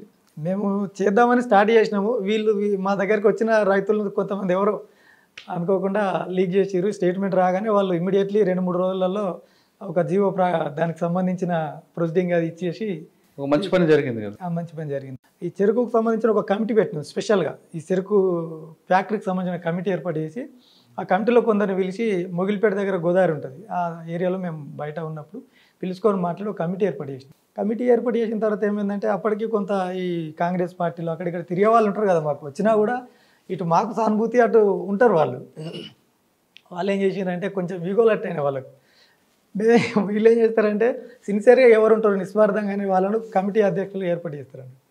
అట్లా ఏర్పాటు చేసి కార్యదర్శి పోస్ట్ అని ఇంకొక తనకి ఇచ్చిన తర్వాత వాళ్ళు కూడా అక్కడ కూడా ఏం చేసినారు దాన్ని కూడా లీక్ చేసి పేపర్లో వచ్చేటట్టు చేసిన తర్వాత ఎవరైతే అధ్యక్షుడు ఉన్నారో ఈ అధ్యక్షుడిని అరెస్ట్ చేసింది. పోలీసు వాళ్ళు అరెస్ట్ చేసి ఒక 3 రోజులు దాచిపెట్టిన అన్నట్టు. అంటే ఎక్కడ తీసుకుపోయి లోకల్ పోలీస్ స్టేషన్ల దగ్గర కాకుండా జగిత్యాల తీసుకుపోయి పెట్టాను. అప్పుడు పెద్ద ఎత్తున మా ఊరిలో ఉన్న మహిళలందరూ కూడా ఆ పోలీస్ స్టేషన్కి వెళ్ళిపోయారు. దాదాపు 1000 మంది, ఒక 1500-2000 మంది వెళ్ళిపోయి తన గురించి మాట్లాడిన తర్వాత ఇస్ అవుతుంది అని చెప్పేసి మళ్ళీ తర్వాత కొంచెం మాట్లాడి వదిలిపెట్టారు. అది అక్కడికి ఆగిపోయింది. పసుపు సంబంధించిన కార్యక్రమం దీని తర్వాత రన్నింగ్ చేయాలి. అంటే ఇది ఒకసారి ఏమైపోయింది అందరికీ అలజడి భయానికి లోనైంది కాబట్టి దాన్ని కొద్ది రోజులు పోస్ట్ పోన్ చేయడం జరిగింది. అంటే ఇలాంటి విషయాలతోని ప్రజల దగ్గర కానీ లేకపోతే వాళ్ళ ఇవి కాకుండా దాడులు ప్రతిదాడులు చెప్పండి, దాడి చేయడం కానీ లేదు మీరు దాడిని తప్పించుకోవడం కానీ లేదు దానికి ప్రతీకారంగా మీరు ప్రతిదాడులు చేయడం కానీ ఏమైనా గుర్తున్నాయా? అంటే ప్రతిదాడులు చాలా ప్రయత్నం చేసినాం. అంటే మాకు ఇది వెస్ట్ డివిజన్ అంటాం, జగిత్యాల, సిరిసిల్ల అండ్ మెట్పల్లి, మల్యాలు ఇదంతా కూడా వెస్ట్ కరీంనగర్ అని చెప్పేసి 99 అనుకుంటా నేను ఆ టైంలో డివైడ్ చేసింది. ఈ డివైడ్ చేసిన తర్వాత చాలా మా మీద జరిగిన దాడులు ఉన్నాయి. దాదాపు 30-35 ఎన్కౌంటర్లలో పోలీస్ ఎన్కౌంటర్లలో గ్రేహౌండ్స్ దాంట్లో కానీ సిఆర్పిఎఫ్ కానీ ఇలాంటి వాటి అన్నింటిలో మీరు అంటే మీకు బాగా గుర్తుండిపోయింది చెప్పండి, ఇందులోంచి బయటపడ్డా అంటారా లేదంటే నా పని అంటే లైవ్ చూస్తుంటారు కదా చాలా విషయాలు. అవునా, ఒక్కటి ఏంటంటే నేను 100% ఈ రోజుతోని అయిపోయింది అనుకున్నటువంటి సంఘటన ఒకటి ఉంది నాకు. నేను మిలిటరీలో ఎప్పుడైతే 97లో ట్రైనింగ్ ఇచ్చిండ్రో ఆ ట్రైనింగ్లో నేను పర్ఫెక్ట్ నేర్చుకునేది ఏదైనా కూడా. నేను ఒకటే ఆలోచించే ఏదున్నా పర్ఫెక్ట్ చేయాలి, ఏది చెప్తే గదే అన్నట్టు. ఇది దాటద్దు అంటే ఈ గీత దాటద్దు అంటే దాటద్దు, అంత పర్ఫెక్ట్గా ఉండేది. అంటే ఏదైతే క్రమశిక్షణ ఉందో మిలిటరీలో నేర్చుకున్న క్రమశిక్షణ కూడా ఆ టెక్నికల్స్ కూడా నన్ను ఇన్ని ఎన్కౌంటర్ల నుంచి బయటపడడానికి చాలా సహకరించినాయని నేను అనుకుంటా. ఆ డిసిప్లిన్ ఒకటి ఏంటంటే అది 98 అనుకుంటా. ఒకటి నిజామాబాద్ జిల్లాలో కమ్మర్పల్లి మండల్ ఇటు వస్తుంది, ఇటు సైడ్ మెట్పల్లి మండల్ వస్తుంది, ఇటు సైడ్ కతలాపూర్ మండల్ వస్తుంది. ఈ 3 మండలాల మధ్యలో పరిధిలో ఫారెస్ట్ ఉంటుంది అన్నట్టు. ఆ ఏరియాలో మేము కూడా ఏంటంటే ప్రతిఘటనకు ఏదైనా చేయాలని చెప్పేసి దళం ఉన్నాము. ప్లాన్ చేయాలంటే ఒక ఊర్లో క్లెమోర్ మైన్స్ ఉన్నాయి, అంటే పైపులు తయారు చేసినాం, మెటీరియల్ తయారు చేసినాం. అది తీసుకురావడానికి నేను నాతో పాటు ఒక కార్యకర్తను తీసుకొని వెళ్ళినాను సాయంత్రం 5 గంటలకు. వెళ్ళిన తర్వాత రిటర్న్ వచ్చేటప్పుడు మా ప్లాన్ ఏంటంటే ఒక ఎడ్ల బండ్లో పెట్టుకొని రావాలి. ఎడ్ల బండ్లో పెట్టుకొని వస్తే ఏంటంటే మా కోసం పోలీసు వాళ్ళు నైట్లో వాళ్ళు కొన్ని అంబుషులు చేసి ఉంటారు అన్నట్టు. అలాంటి 3 ప్లేసులు దాటి రావాలి ఎడ్ల బండి తీసుకొని. ఆ రోజు లేకపోతే వచ్చేస్తాం. ఒకవేళ వాళ్ళు ఆ రోజు కనుక ఉన్నారనుకోండి చెక్ చేస్తే పట్టుకుంటారు కదా. నా దగ్గర 9mm పిస్టల్ ఉంది కాబట్టి అప్పుడు నేను స్పాంటనిటీగా ఏం ఆలోచించానంటే ఇట్లయితే కుదరదు, నైట్లో పోవడం అంత సేఫ్ కాదు. వాళ్ళు ఏం చేస్తారంటే తెల్లారి 5 గంటల వరకు ఉంటారు లేదా 4:30 వరకు ఉంటారు, నైటు 9-10 గంటలకు వస్తారు. వాళ్ళ ప్లేసులలో వాళ్ళు ఉండి జనాలు రాకముందు వెళ్ళిపోతుంటారు. ఆ ప్లేసులు మాకు కూడా కొన్ని తెలుస్తుంది. ఈ నైట్లో పోతే కంపల్సరీ ఇది అవుతుంది కాబట్టి తెల్లారి వెళ్ళాలి. తెల్లారి వెళ్ళాలంటే మళ్ళీ నేను 8 గంటలకు అక్కడ రీచ్ అవ్వాలి. అవ్వలేను కదా అని చెప్పేసి 2 సైకిళ్ళు తీసుకొని ఆ సైకిల్ మీద పెట్టుకొని తీసుకొని వెళ్దామని ప్లాన్ చేసుకున్నాను. అప్పుడు ఒక సైకిల్ దొరికింది, ఇంకో సైకిల్ దొరకలేదు. ఏం చేద్దామని అటు ఇటు తిరిగి అది అసలు ఇది ఎంత ఉన్నదో చూద్దామని చెప్తే అప్పుడు తూమెడు సంచి అని చెప్పేసి క్వింటాల్ బస్తాలు ఉంటుండే, మక్కలు వస్తే క్వింటాల్ ఉంటుండే. అలాంటి బస్తాలో ప్యాక్ చేస్తే ఒకటే బస్తా వస్తుంది. ఈజీ ఉన్నది కదా అని చెప్పారు అనుకొని ఒక బండి తీసుకుందాం 2 వీలర్, దాని మీద పెట్టుకొని పోదామని. ఇదంతా నా స్పాంటేనిటీగా సొంతంగా తీసుకున్న నిర్ణయమే. యాక్చువల్లీ తీసుకోవద్దు, కానీ అప్పుడు నాకు అది అనిపించింది, నైట్లో పోతే ఇది ఉంటుంది అని చెప్పి అనిపించింది. అప్పుడు మేము పోయేటప్పుడు ప్లానింగ్ చేసుకోవాలి. సరే అని చెప్పేసి ఒక దగ్గర పడుకొని తెల్లారి మళ్ళీ వెళ్ళిపోయినాను. వెళ్ళిపోయేటప్పటికి ఇది మళ్ళీ ఎంబడ పెట్టుకొని తిరగలేదు కదా, పాయింట్ మీకు దీన్ని పట్టుకొని పోలేము. కాబట్టి అక్కడ తండాలు ఉంటాయి, గిరిజనులు లంబాడి తండాలు ఉంటాయి. ఆ రోడ్డు పక్కనే, అంటే మామూలు రోడ్ అది, ఒకప్పుడు బస్సు నడిచింది కానీ ఇప్పుడు నడవట్లేదు. గుట్టల మధ్యలో నుంచి భీమ్గల్ టు కతలాపూర్కి ఒక బస్సు ఉంటుండే, అది నడవట్లేదు ఇప్పుడు నడవట్లేదు. అక్కడ ఆగి దీన్ని తీసుకుపోయి ఒక గడ్డి ఉంటుంది, ఎడ్లకు వేసే ఎండు గడ్డి, ఆ గడ్డి దగ్గర పెడదామంటే ఆ తండాల నుంచి జనాలందరూ బయటకు వచ్చి ఒక వింతగా చూస్తున్నారంట. వాళ్ళొక పద్ధతులు, ఏంది వీళ్ళు ఇట్లా చూస్తున్నారు, పోలీసు ఏమైనా ఉన్నారా ఏంది అని నాకు డౌట్ వచ్చింది. అయితే నేను వాళ్ళ దగ్గరికి వెళ్తున్నా, ఇది అక్కడ పెట్టి వెళ్తే ఆ పిల్లలు లంబాడి భాషలో ఏడుస్తున్నారు, భయపడుతున్నారు. నేనేమన్నా అంటే అంతకుముందు ఒకసారి నేను వేరే ఐటెం ప్రీవియస్ దాచిపెట్టినప్పుడు వాళ్ళు భయపడ్డారు. అలాగే నేను సరి చెప్పి కన్విన్స్ చేసి పెట్టి మళ్ళీ తర్వాత తీసుకెళ్ళిపోయాను. ఇప్పుడు కూడా వాళ్ళు భయపడుతున్నారేమో అని చెప్పేసి, ఎందుకు భయపడుతున్నారమ్మా నాకు గుర్తుపట్టినా అంటే గుర్తుపట్టినా. ఆ అడవి నుంచి ఒక ఆయన ఆ నాయకు వస్తున్నాడు, అన్నా నమస్తే లాల్సలం అన్న బాగానంట, బాగా అన్నాను. గుర్తుపట్టినా అంటే గుర్తుపట్టినా, అంత మంచిదంటే అంత మంచిదని, ఓకే రైట్ అని చెప్పేసి వీళ్ళు మాట్లాడారు. ఒక పెద్ద ఏం చేసిందంటే, లేదు బిడ్డ ఆడ బోరింగ్ అని ఉంటుంది, అక్కడ కూడా 3 తండాలు ఉంటాయి. ఇట్లా ఇప్పుడు నేను వచ్చిన తండా ఇది, ఇంకా 2 తండాలు ఇక్కడ ఒకటి ఉంటుంది, ఇది ఇట్లా ఉంటుంది. అంటే ఈ తండా నుంచి ఇట్లాంటి రోడ్ ఉంటుంది, ఇది మళ్ళీ లోపలికి వెళ్ళాలి రైట్ తండా. ఇక్కడ ఈ మధ్యలో 3 మధ్యలో బోరింగ్ ఉంటుంది. అక్కడ ఒక గుట్ట బోర్ ఉంటుంది తండాల పక్కన, ఇటు పక్కంతా గుట్టలే ఉంటాయి, ఫారెస్ట్ అది. ఆ బోరింగ్ దగ్గర ఎవరు ఉన్నారు బిడ్డ అన్నారు. ఎవరు నా కోసం వచ్చి ఉంటారు మా వాళ్ళే అని నేను అన్నా. లేదు బిడ్డ డ్రెస్లు వేసుకొని ఉన్నారు అని చెప్పి అన్నదాన్ని. నార్మల్గా అట్లా నడిచింది అది డిస్కషన్. సరే అన్న తర్వాత మళ్ళీ వచ్చి బండి ఎక్కి వెళ్ళిపోయాను. అంటే రాత్రి దెబ్బలు ఎగినాయి ఇట్లా అనేటువంటి విషయం వాళ్ళు చెప్పలేదు నాకు. నైట్ ఎన్కౌంటర్ జరిగింది అక్కడ, ఒక సభ్యుడు చనిపోయాడు మావాడు నైటు 1:30-2 గంటల మధ్యలో. మావాళ్ళు ఇటుపక్క తండ దగ్గర ఉండి అటుపక్క దాటుతున్న సమయంలో ఇదే రోడ్ ఏదైతే మట్టి రోడ్ ఉందో ఈ రోడ్డుకు వాళ్ళు అంబుజ్ చేసుకున్నారు. 2 పార్టీలు వచ్చినాయి, ఒక పార్టీలో వీళ్ళకు జరిగింది, ఒక ఫ్రంట్ పైలట్ చనిపోయాడు. ఆ విషయం అంతా తెలియదు నాకు. సరే అని చెప్పేసి నేను వెళ్ళిపోతుంటే ఒక రిగ్గు బండి రోడ్డు మీద పెట్టారు, బోర్ బండి. ఆ బోర్ బండి పెట్టిన తర్వాత బోర్ బండి ఉండగా నా బండి వెళ్ళదు 2 వీలర్. అప్పుడు ఈ 2 వీలర్ రోడ్ దించి మళ్ళీ దాని అవతల నుంచి మళ్ళీ రోడ్ ఎక్కాలి. అట్లా ఎక్కిన నేను. డ్రైవింగ్ కూడా ఏదో వస్తుంది, అంత టెక్నిక్ కూడా తెలియదు, ఏదో పోతామంటే పోతాం. అప్పుడు ఎక్కిన తర్వాత ఒక ఒర్రే ఉంటుంది, ఈ వాగులు వర్షాకాలం బారేది, ఇట్లా దిగి ఇట్లా ఎక్కుతుంది అది. ఈ దిగి ఎక్కిన తర్వాత కరెక్ట్ ఎక్కగానే పోలీసు బండి ఆపరాన్ని అడ్డం వచ్చింది నాకు. చూస్తే ఏంటంటే ఒక ప్లటూన్ ఉంటారు వాళ్ళు, 20-25 మెంబర్స్ ఉంటారు వాళ్ళు. ఆ ప్లటూన్లో ఇతను చూసేటప్పటికి టోటల్ సీరియల్గా మొత్తం వాళ్ళందరూ ఉన్నారు. అటు నైట్ ఎక్కడైతే పొజిషన్లో ఉన్నారో వాళ్ళు అదే పొజిషన్లలో అక్కడే ఉన్నారు చూసిన. అప్పుడు నేను డిసైడ్ అయిపోయాను, ఇక ఈ రోజుతో దాదాపుగా ఇకేం లేదు అని చెప్పి అనుకొని, సరే నేను ఒకటే నేర్చుకునేది ఏంటంటే ఎంతవరకు వీలైతే అంతవరకు ప్రయత్నించడం అనేది ధర్మం. ఖచ్చితంగా బయటపడవచ్చు, ఏ ఛాన్స్ ఉన్నా బయటపడవచ్చు కదా అనే ఆ నమ్మకం నాకు ఎప్పుడు పనిచేస్తుంది. సరే అని చెప్పి ముందుకు వెళ్ళినా. ఈయన ఆగిపోయింది వెనకాల, ఇంకా ముంగట ఉన్నారు కదా, ఆపరా అని చెప్పిన తర్వాత నేను ముందు ఆపుతా అని చెప్పిన. ఇక్కడ ముంగట ఆపుతా అనుకుంటా మాట్లాడుతూ వెళ్తున్నా. వెళ్ళిన తర్వాత బోరింగ్ దగ్గరికి వెళ్ళేటప్పుడు వాళ్ళు ఇంకా ముందుకున్నారు, ఇంకొక 10-15 మెంబర్స్ ఇంకా నా ముందున్నారు. నేను వాళ్ళందరినీ దాటుకొని పోలేను కదా. ఈ బోరింగ్ దగ్గర రైట్కి ఇంకో పిల్లబాటు ఉంటుంది, ఇటుపక్క తండకు. ఆడికి పోయిన తర్వాత ఇమీడియట్లీ ఈ బండి ఇటు టర్న్ చేసిన పిల్లబాటు ఉంటుంది. పిల్లబాటుకు టర్న్ చేసిన తర్వాత వీళ్ళు ఆగిపోయారు, నేను వెనక ఉరికొచ్చిన వాళ్ళు ఆగిపోయారు. అమ్మ ఆగిపోయారు కదా అనుకున్నా. వీళ్ళు ఎందుకు ఆగిపోయారు అంటే ఇది బోర్ ఎక్కి దిగుతా తండ ఉంటుంది, తండలో ఇంకో పార్టీ ఉంది, పోలీస్ పార్టీ. అదే వెనుకోళ్ళు ఎందుకు ఆగారు నాకు అర్థం కాలేదు. వాళ్ళు వచ్చేసారు. వీళ్ళు ఎంతమంది ఉన్నారని చూసేటప్పటికి నా బండి కంట్రోల్ తప్పి ఆ ఇల్లు గోడకు కొట్టింది. నా వెనకాల ఇంకో అబ్బాయి ఉన్నాడు. ఆ గోడ కొట్టిన తర్వాత లేచిపోయింది. నేను లేచిపోయి ఈ తల అండ్ ఈ భుజం అనేది అవుతుందో గోడకి ఇట్లా రాక్ వెళ్ళిపోయిన తర్వాత అక్కడ పొనుక ఉంటుంది, పొనుక అంటారు మన ఎడ్ల బండ్ల పెండ వగైరా చెరువు కొడుతుంటారు. ఆ పొనుక బోర్లేసి ఉందండి, కనుక వెదురు బొంగుతో తయారు చేస్తారు. అది ఇట్లా కింది కంగి ఇమ్మీడియట్లీ స్ప్రింగులాగా నేను లేపింది కొత్తది. అది లేపుడుతోటి అప్పటికే ఫైరింగ్ స్టార్ట్ చేసిండు వాళ్ళు ఫైరింగ్ స్టార్ట్ చేసారు. లేసుడితోటే నేను రన్నింగ్ స్టార్ట్ చేసి ఇమీడియట్ చేయడానికి పెట్టిన. వెనకాల 9mm పిస్టల్ ఉంది, అది లుంగి, నైట్ కట్టిన లుంగి. నైట్ కట్టిన తిన్నప్పుడు కొంచెం టైట్గా ఉంటుంది కదా, సెంట్ వస్తుందని కవర్ పెడతాం. చెయ్యి పెట్టి ఇట్లా అనే లోపల నేను అది దాటిపోయినా వెపన్ జారి కింద పడిపోయింది. అంత ఫాస్ట్ రన్నింగ్. అప్పుడు మళ్ళీ తిరిగి రావడానికి ఛాన్స్ లేదు. వాళ్ళు ఫైరింగ్ చేసుకుంటే వచ్చారు. ఒక 50 మీటర్స్ ఉంటుంది. పోయిన తర్వాత ప్రతి 10 మీటర్స్కి ఒక హాఫ్ మీటర్ డౌన్ అవుతాను నేను. అంటే వాళ్ళు ఫైరింగ్ చేస్తున్న వెంట వచ్చారు. ప్రతి 10-15 మీటర్స్కి ఒకసారి నేను హాఫ్ మీటర్ డౌన్ అవుతాను. డౌన్ అవడం వల్ల వాళ్ళకు ఇది కాదు. అంటే అక్కడ ఏంటంటే నేను సమీక్ష చేసుకునేది ఏంటంటే వాళ్ళు నిజంగా మిలిటరీ పాటిస్తే నేను పడిపోతాను. కానీ వాళ్ళు పాటించలేదు. వాళ్ళకి ఎందుకో మరి తెలియదు. కానీ మీ వెనుకున్న వ్యక్తి, నా వెనుకున్న వ్యక్తి ఎటు పోయిండు, ఏం జరిగింది అనేది నాకు అసలు ప్రశ్న. అంటే ఉన్నాడు, బట్ ఆయన చెప్పిన స్టోరీ ఏంటంటే నేను పక్క నుంచి పోయి ఆ ఇంటి పక్కన అడిగి ఉంది కదా అలా వచ్చినాను. అంటే పోలీసు వాళ్ళు కూడా ఏమైపోయిందంటే నేను ఉరుకుతున్నా కాబట్టి నా మీద కాన్సన్ట్రేషన్ చేశారు. అంతేనా? ఆయన కోవట్గా మారి ఇన్ఫర్మేషన్ ఇచ్చాడా? అంటే మేబీ అది కూడా చెప్పలేం మరి. నాకు కూడా చాలాసార్లు పాయింట్ కూడా టచ్ అయింది.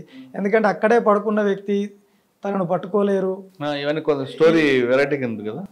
ఓకే, అంటే ఆ రోజు మీ ట్రైనింగ్ వల్ల ఒక 1 కిలోమీటర్ నేను వెళ్ళిన. మీరు చేసిన దాడిలో ఉన్నాయండి? మేమా తిరిగి దాడి చేసినటువంటి ప్రయత్నాలు చేసినాము. పోలీసు వాళ్ళు కూడా వచ్చారు మా దగ్గరికి, వెళ్ళిపోయిన 2-3 సార్లు.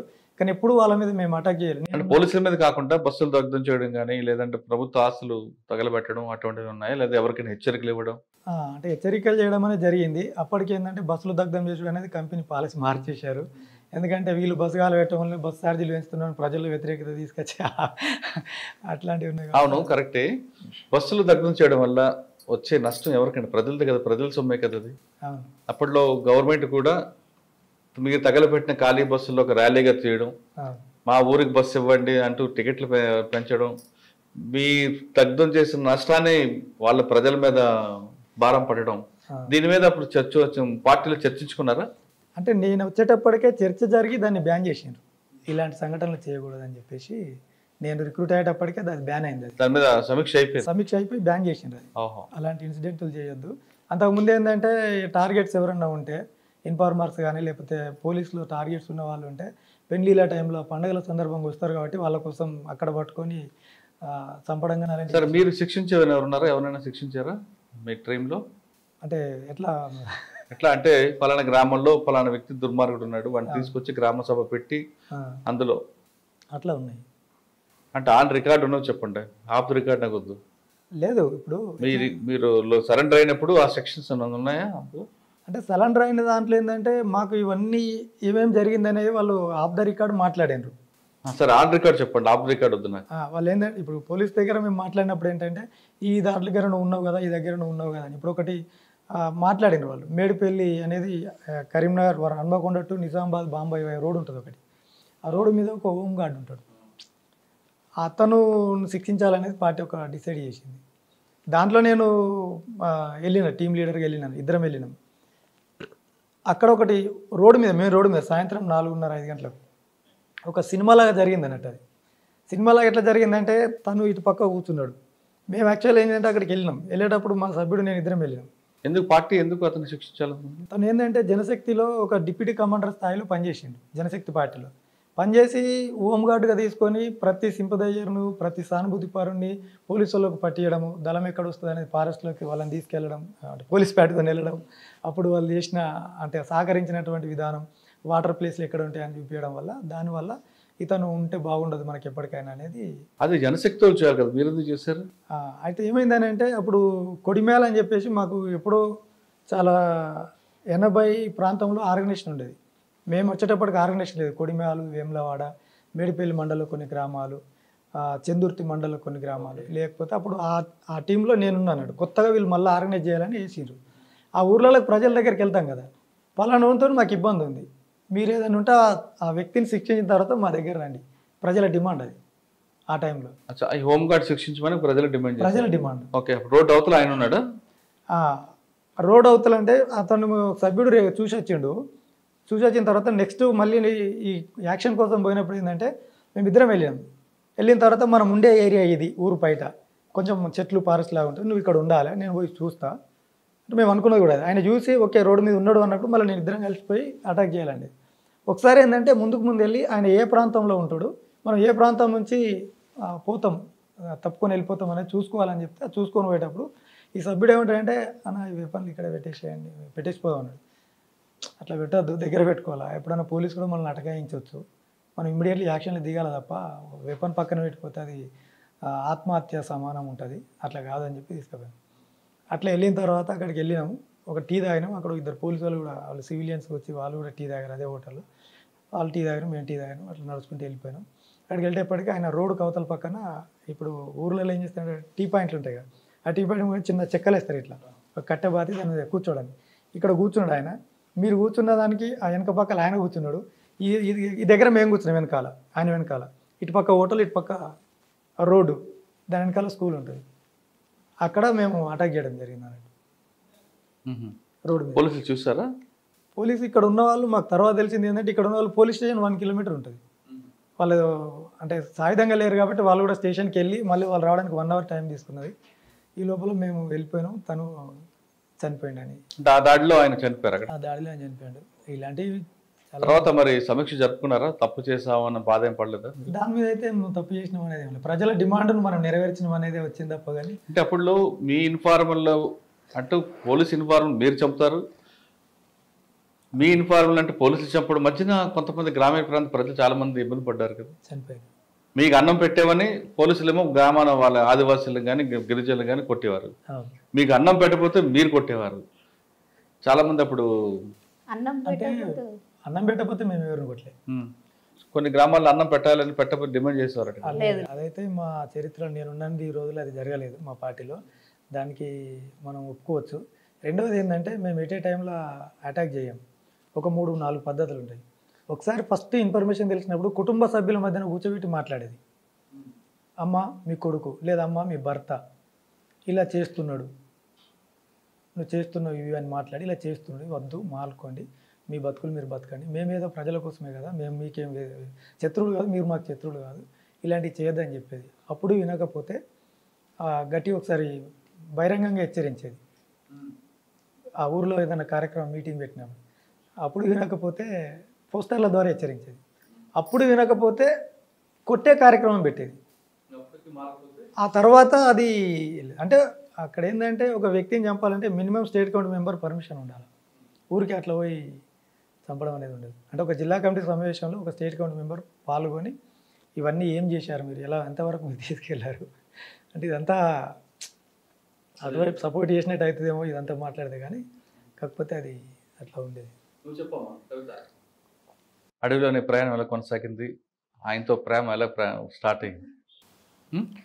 కరీంనగర్లో దిగావు సార్, వరంగల్ నుండి కరీంనగర్లో దిగాము, వీళ్ళనే కాంటాక్ట్ అయ్యాము సార్. వీళ్ళే ఉన్నారు అప్పుడు. ఈ ఏరియాకి వచ్చిన తర్వాత అంటే అక్కడ మీకు బాగా డిప్రెషన్ సార్, అక్కడికి ఇక్కడికి డిఫరెంట్ బాగుంది. వరంగల్కి కరీంనగర్కి అక్కడనేమో అంటే మాట్లాడేది ఏంటి అంటే అక్కడ బాగా రోజులు లేను సార్. నేను అక్కడ వాస్తవం చెప్పాలంటే వెళ్ళడం రావడం ఒక 15 days నెల రోజులు అట్లా ఉండి, నేనేంటి అంటే గ్రామాలలో ఎక్కువ మీటింగ్ పెట్టేదాన్ని కాబట్టి నా నుంచి రిక్రూట్మెంట్ ఎక్కువ పెరిగేది సార్. మీటింగ్స్ అవి పెడతాం కదా, ఆ పాటల ఆకర్షణ కానీ నేను పాటలు పాడేదాన్ని, మా టీం వాళ్ళు మాట్లాడి మనం అంటే నీ పాటల ప్రభావంతో ఎక్కువ మంది పార్టీలకు వచ్చారు, పార్టీలకు అట్లా వచ్చేవాళ్ళు అన్నట్టు. అంటే కరీంనగర్ నుంచి వరంగల్ వచ్చావు కదమ్మా, వరంగల్ నుంచి కరీంనగర్ వచ్చావు. వచ్చిన తర్వాత కరీంనగర్ ఆ పరిసర ప్రాంతాల మీద జరుగుతున్న సమస్య మీద పాటలు పాడావా, లేదు ప్రభాకర్ అన్న పాటలనే అంటే చనిపోయిన వాళ్ళ మీద ఉంటాయి, ఒక మంచి చనిపోయిన పాట పాడు, చనిపోయిన వాళ్ళ మీద ఉంటాయి, ఏంటి మహిళల మీద ఉంటాయి. మహిళల మీద పాడావు కదమ్మా, చనిపోయిన వాళ్ళ మీద పాడవ పాట అన్నేంటి అని అంటే సార్ ఇప్పుడు 21 సంవత్సరం అయింది కాబట్టి మళ్ళీ మా ఇంట్లో పిల్లలు ఏంటంటే ఆ మమ్మీ ఆపు, ఇక డాడీ ఆపు, అక్కడికే క్లోజ్ చేయి, ఇక మళ్ళీ పాడకు. నీకు బాగా గుర్తున్న పాట పాడుకోండి, ఆమె పాట మీకు బాగా నచ్చిన పాట చెప్పండి.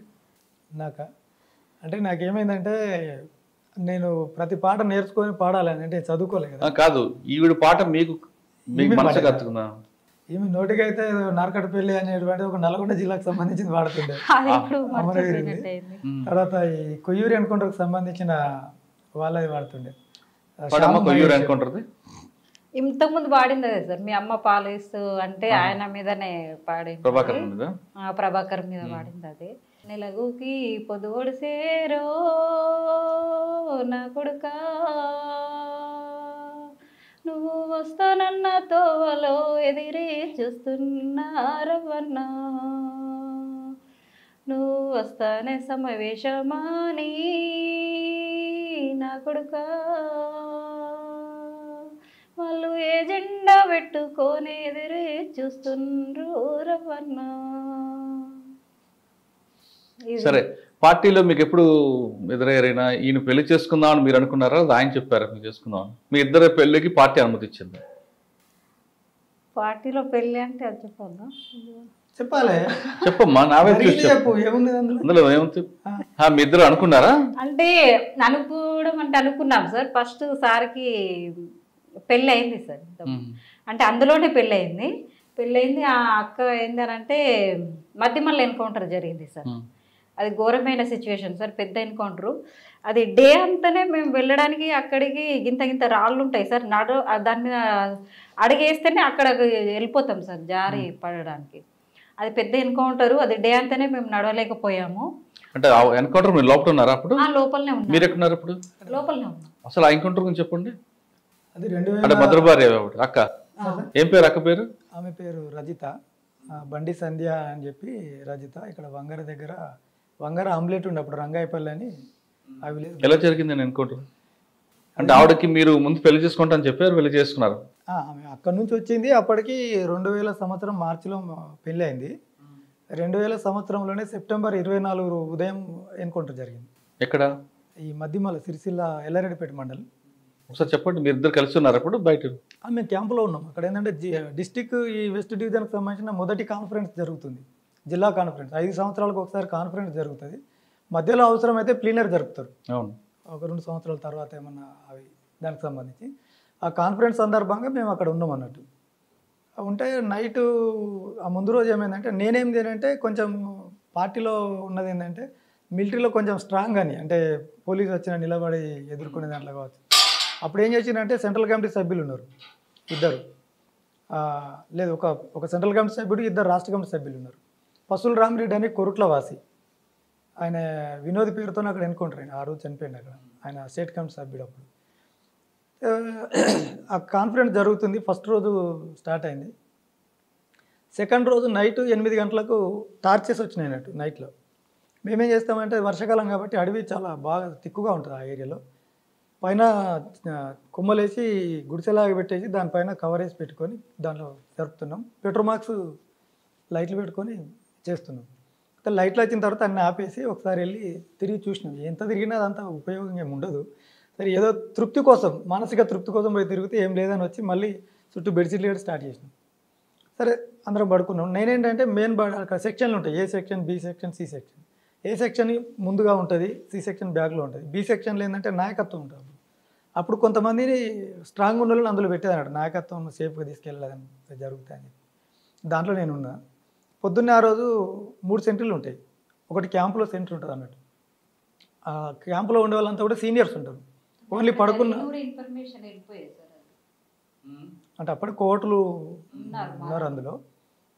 అయితే దాంట్లో ఏంటంటే నైటు నాకు పొద్దున్న 4 నుంచి 6 గంటలకు సెంటర్ వచ్చింది. పడుకున్న వాళ్ళ మధ్యలో నిలబడి తిరుగుతుంటాం అన్నట్టు.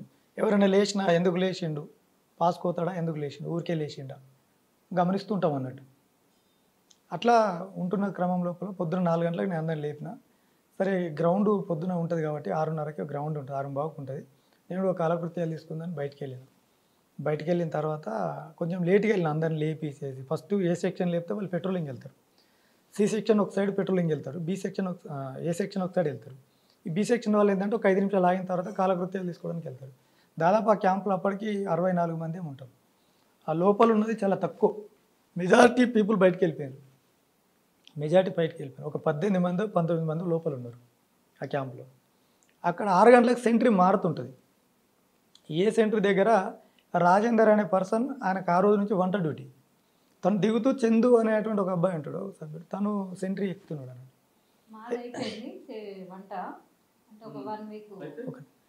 ఆ టైంలో ఏమైందంటే తను చందు అనే అంటే ఆ సభ్యుడు ఏంటంటే కొన్నిసార్లు కామెడీ చేస్తుంటాడు. ఆ ముందు పోలీసు మాట్లాడుతున్నారు అన్నట్టు వచ్చి, అంటే వాళ్ళు నైటే వచ్చిండ్రు, ఎక్కడెక్కడ ఉండాలో వాళ్ళు ఉన్నారు. మాట్లాడిన తర్వాత ఈయన ఏం చేసిండంటే ఎవరు మీరు అని అది మాట్లాడాడు. ఓర్రా మీరు అని చెప్పి అక్కడి నుంచి వచ్చింది అన్నట్టు. ఈయన ఏం చేసిండు, ఓర్రా అన్నందుకు నేను ఒకటి కాలుతా, ఏమవుతుంది ఏమనంటే చూస్తా, ఓర్రా అన్నారు నేను కాలుతా. ఆయన కామెడీ చేసి ఒక రౌండ్ పేల్చిండు టీనే.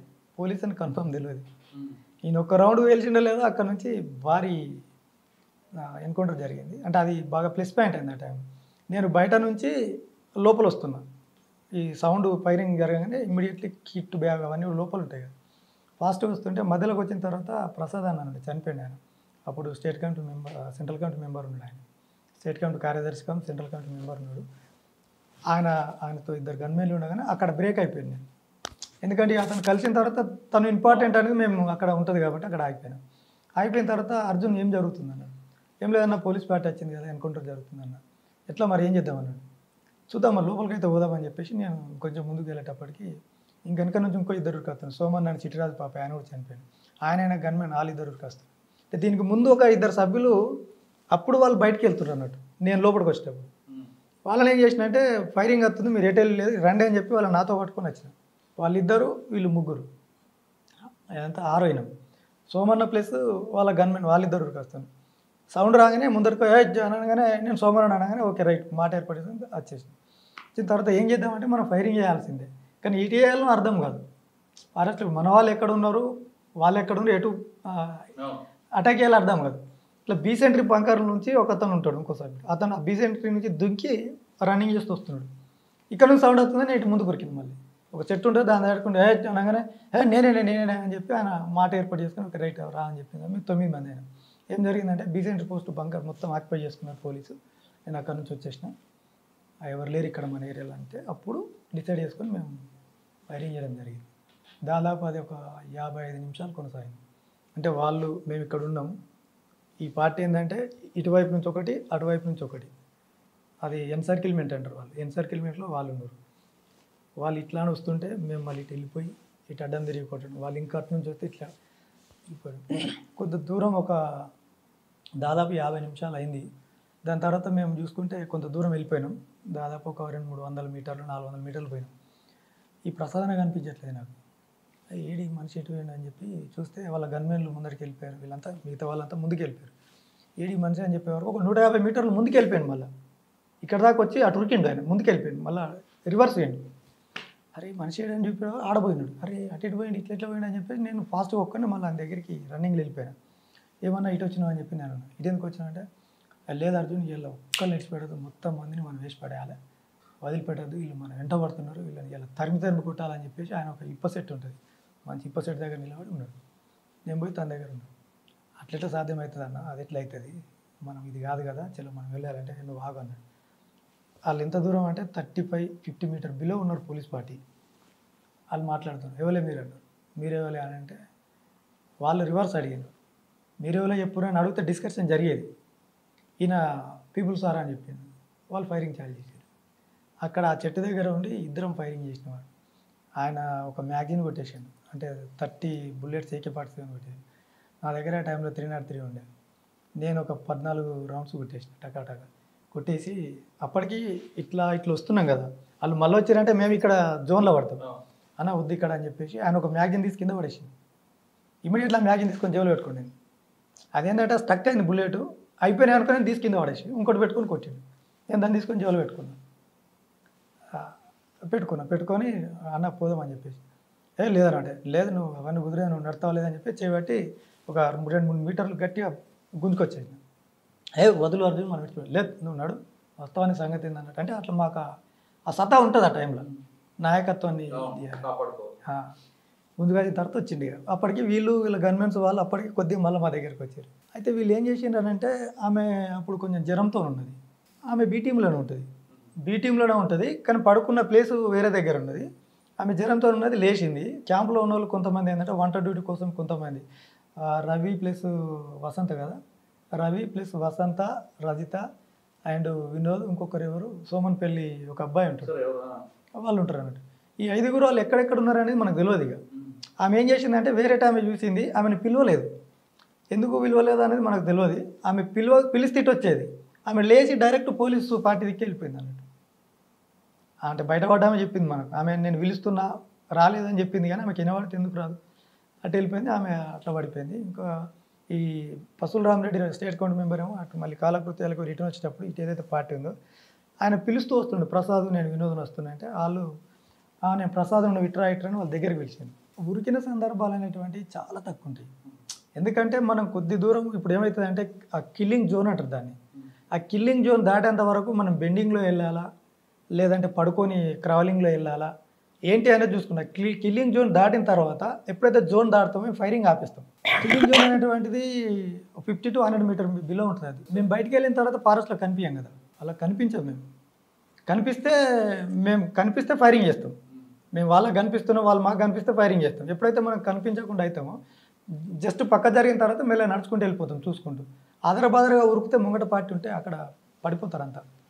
ఖచ్చితంగా ఒక ప్రశాంతంగా ఆలోచిస్తూ పరిశీలించుకుంటూ వెళ్ళిపోవాల్సిందే. అది చీకట్లో అయినా డేలో అయినా ఏదైనా సరే.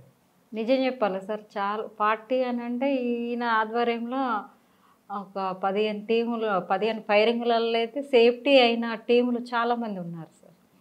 మన బయటకు వచ్చినాక కూడా పోలీసులు అర్జున్ అని అంటే ఎంత ఎత్తో ఎంత హైటో పర్సనాలిటీ ఎలా ఉంటుందో అనేసి అనుకునే వాళ్ళము. అసలు నిన్ను పట్టి పిసుకుతే పిట్ట పిల్లంతా కూడా లేదు, నువ్వు మాకు హడల్ అంటే నీ పేరింటనే మేము ఒక షాకింగ్గా ఫీల్ అయ్యే వాళ్ళము అనేసి మేము బయటకు వచ్చినాక చాలా టెన్షన్గా వాళ్ళు ఇట్లా హ్యాండ్ వేయడానికి కూడా సేక్ అయ్యారు. ఎన్కౌంటర్లో చనిపోయింది అక్క. నాకంత ఫీలింగ్ లేకుండే. వాళ్ళ పెళ్ళిలో నేను డ్యాన్స్ చేశాను, నేను పాట పాడుకుంటా వీళ్ళ పెళ్ళిలో. అప్పుడే కొత్తగా వచ్చాను నేను. అప్పటికి 1 month అవుతుంది కావచ్చు. 1 month అయిన తర్వాత వీళ్ళ పెళ్ళి అయింది. వీళ్ళ పెళ్ళిలో నేను డ్యాన్స్ చేసేదాన్ని, నేను ఈయన చేసుకుంటా అనేసి కూడా అనుకోలే. అప్పటికి 1 year అవుతుంది కావచ్చు. ఇక పార్టీ అడుగుతారు కదా సార్, వచ్చిన వాళ్ళని కొంచెం ఏజ్ అంటే నాకు 18 సంవత్సరాలు పడ్డాయి అప్పటికే. పార్టీ సభ్యత్వం ఇస్తారన్నట్టు. ఇచ్చిన తర్వాత అట్లా ఇక కొనసాగే కార్యక్రమంలో అడిగిండ్రు అన్నట్టు, ఎవరు ఇట్లా ఇష్టం అనేది అడుగుతారు. ఇట్లా ప్రేమించుకోవడం చేయడం అనేది ఏముండదు అక్కడ. అందులో పార్టీ అంటే పార్టీ, అక్క అంటే అక్కనే, అన్న అంటే అన్ననే, అట్లా ఉంటుంది అన్నట్టు. ఆ సిద్ధాంతం పీపుల్స్ పవర్ సిద్ధాంతమే అట్లా ఉంటుంది. అట్లా అడిగారు. అడిగిన తర్వాత మరి ఎవరంటే ఇష్టం అనేది ఇట్లా అడుగుతారు సార్. అడిగిన తర్వాత పలానా వ్యక్తి చేసుకుంటానంటే ఆ వ్యక్తిని కూడా అడిగితే ఇష్టం అని అంటేనే నచ్చితేనే చేసుకుంటారు, లేకుంటే లేదు. బలవంతం అనేది ఏముండదు. సరే అతను అక్కడి నుంచి కూడా అడుగుతారు, ఓకే ఇష్టమే అనేసి అని అంటే అప్పుడు చేస్తారు. అట్లా ఉంటుంది. అనగానే చేయడం కాదు, కొంచెం టైం కూడా ఇస్తారు ఇద్దరికి. ఒక 1 year కంపల్సరీగా మినిమంగా 1 year అన్నా ఉండాలి. 1 year దాటింది. నాకు వెంటనే చేసుకోవాలని ఏమి అనిపించలేదు. అంటే ఆ సందర్భంగా ఏమైందంటే ఈమె ఇష్టపడుతుందని చెప్పి వాళ్ళు ప్రపోజల్ వచ్చిన తర్వాత నేను అక్కడ కొంచెం ఆలోచించినానంటే, సరే మళ్ళీ ఏదో సందర్భం, ఇప్పుడు పార్టీలో కూడా మనం పనులు చేస్తుంటాం. నేను కొంచెం యాక్టివ్గా ఉండేది ప్రతి విషయంలో. అంతేనా? ఆవిడ పాట మీకు కదిలించిందా? పాట అని కాదు, అంటే ఆమె చెప్పిన తర్వాత నేను కొంచెం ఆలోచించుకునే టైం కూడా తీసుకున్నా. ఒక 15 రోజులు 4 రోజులు అలా టైం తీసుకొని ప్రతిపాదించినప్పుడు మనము ఇష్టపడ్డ వాళ్ళు కాకుండా మనలో ఇష్టపడ్డ వాళ్ళు నువ్వు చేసుకోవడంలో జీవితం బాగుంటుందని నేను అక్కడ విన్నా. ఒకసారి పద్మక్క మాట్లాడుతున్న సందర్భంగా విన్నా అన్నట్టు. అట్లా దానివల్ల నేను ఓకే చెప్పిన తర్వాత మళ్ళీ ఒక 6 నెలలకి అట్లా పెళ్లి చేసుకున్నారు. ఎక్కడ చేసుకున్నారు? అక్కడే అడవిలో.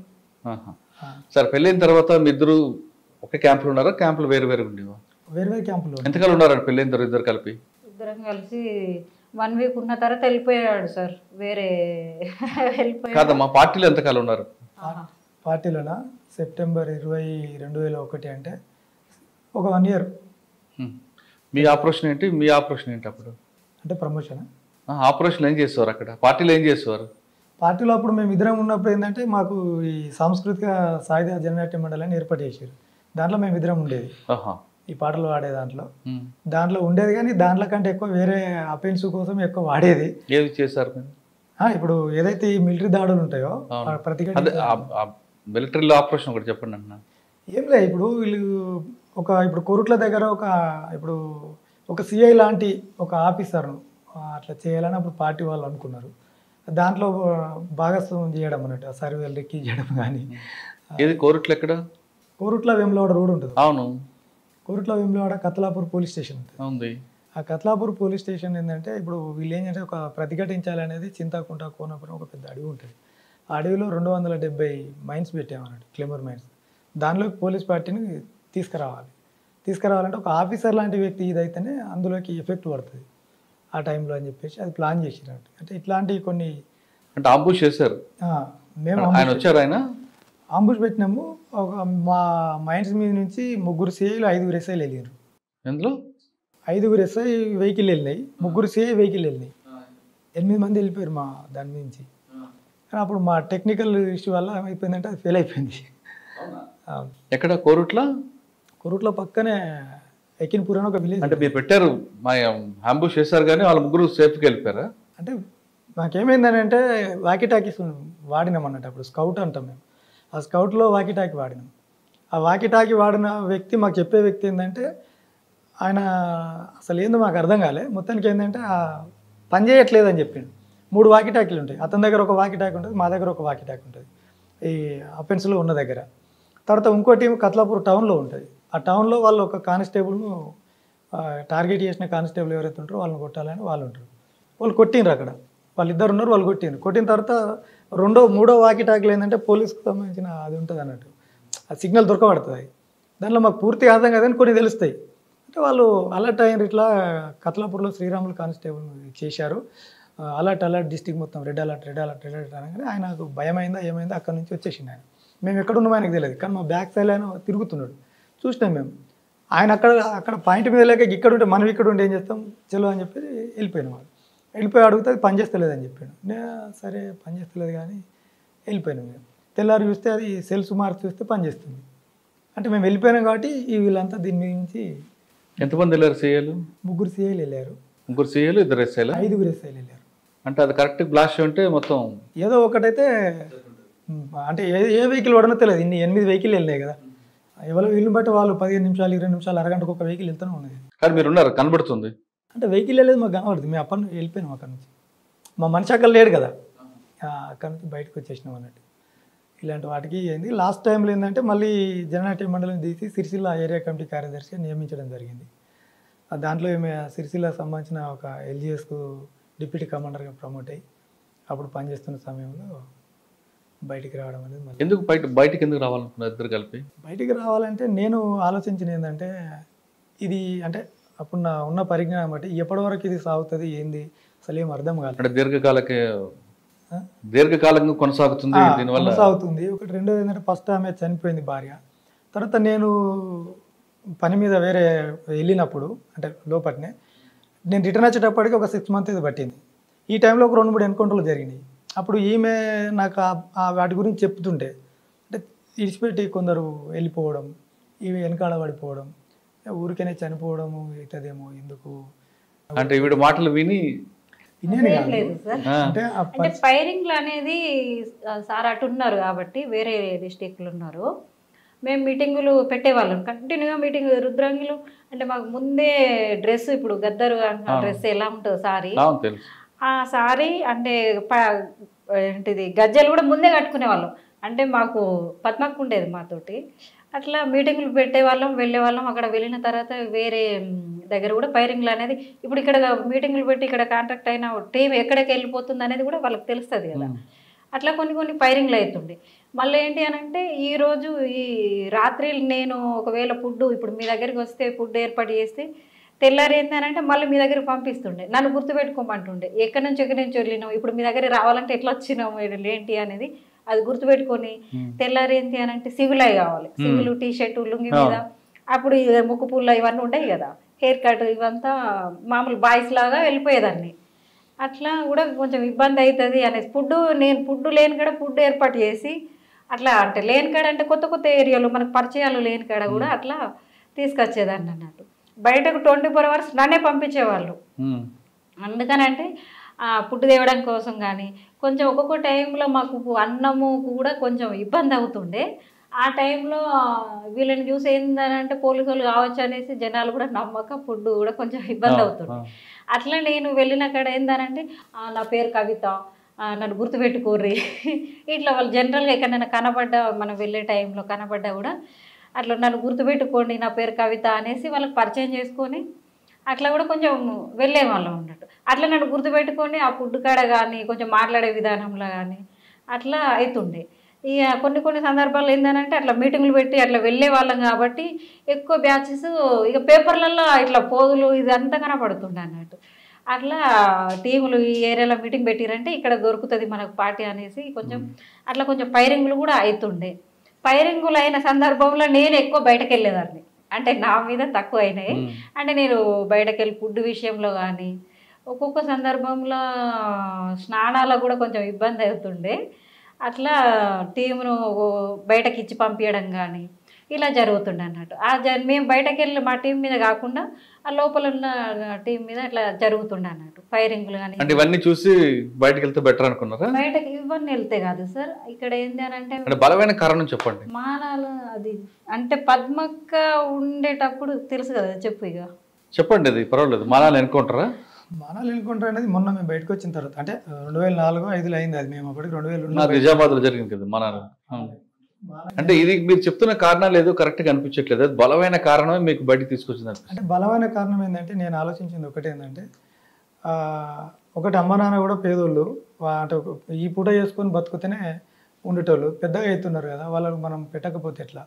పార్టీ నుంచి కూడా కొంచెం సహకరించాలనేది ఉంటుండే కానీ, బట్ అప్పుడు వాళ్ళు ఏంటంటే చనిపోయిన కుటుంబాలు ఎవరైతే అమరులు అయితే చనిపోయిన వాళ్ళు ఉంటారో వాళ్ళ కుటుంబాలకు సహకరించేది. నాకు ఒక ప్రశ్న వచ్చింది, మనకేం సాలరీ ఇస్తే పంపించట్లేదు కదా, అంటే ఒక ఆలోచన, పంపించట్లేదు కదా, మరి మనం ఇక్కడున్న చనిపోయిన ఒకటే వాళ్ళకి తల్లిదండ్రులకు ఒకటే, వాళ్ళకు కనీసం మనం తిండికి ప్రస్తుతం హెల్త్ మంచి హెల్త్ కూడా చేయట్లేదు కదా, అదొకటి నాకు కొంచెం కలిసివేసింది. అది ఎందుకు మనం కూడా చనిపోయేటువంటి అవకాశాలు ఉన్నాయి, ఇది ఏం సాధిస్తామా, అది నిజమా అబద్ధమా, ఎంతవరకు వెళ్తుంది అంటే అప్పుడు మైండ్ మెచ్యూరిటీ పెరుగుతుంది కాబట్టి ఎంతవరకు ఎందుకు మరి మనం రిటర్న్ వెళ్తే బెటర్. అంటే పార్టీ సిద్ధాంతం కూడా అమ్మా నాన్న కన్నా పార్టీకి ప్రయారిటీ ఇవ్వాలి, పార్టీకి ప్రయారిటీ ఇవ్వాలి ఒకటి.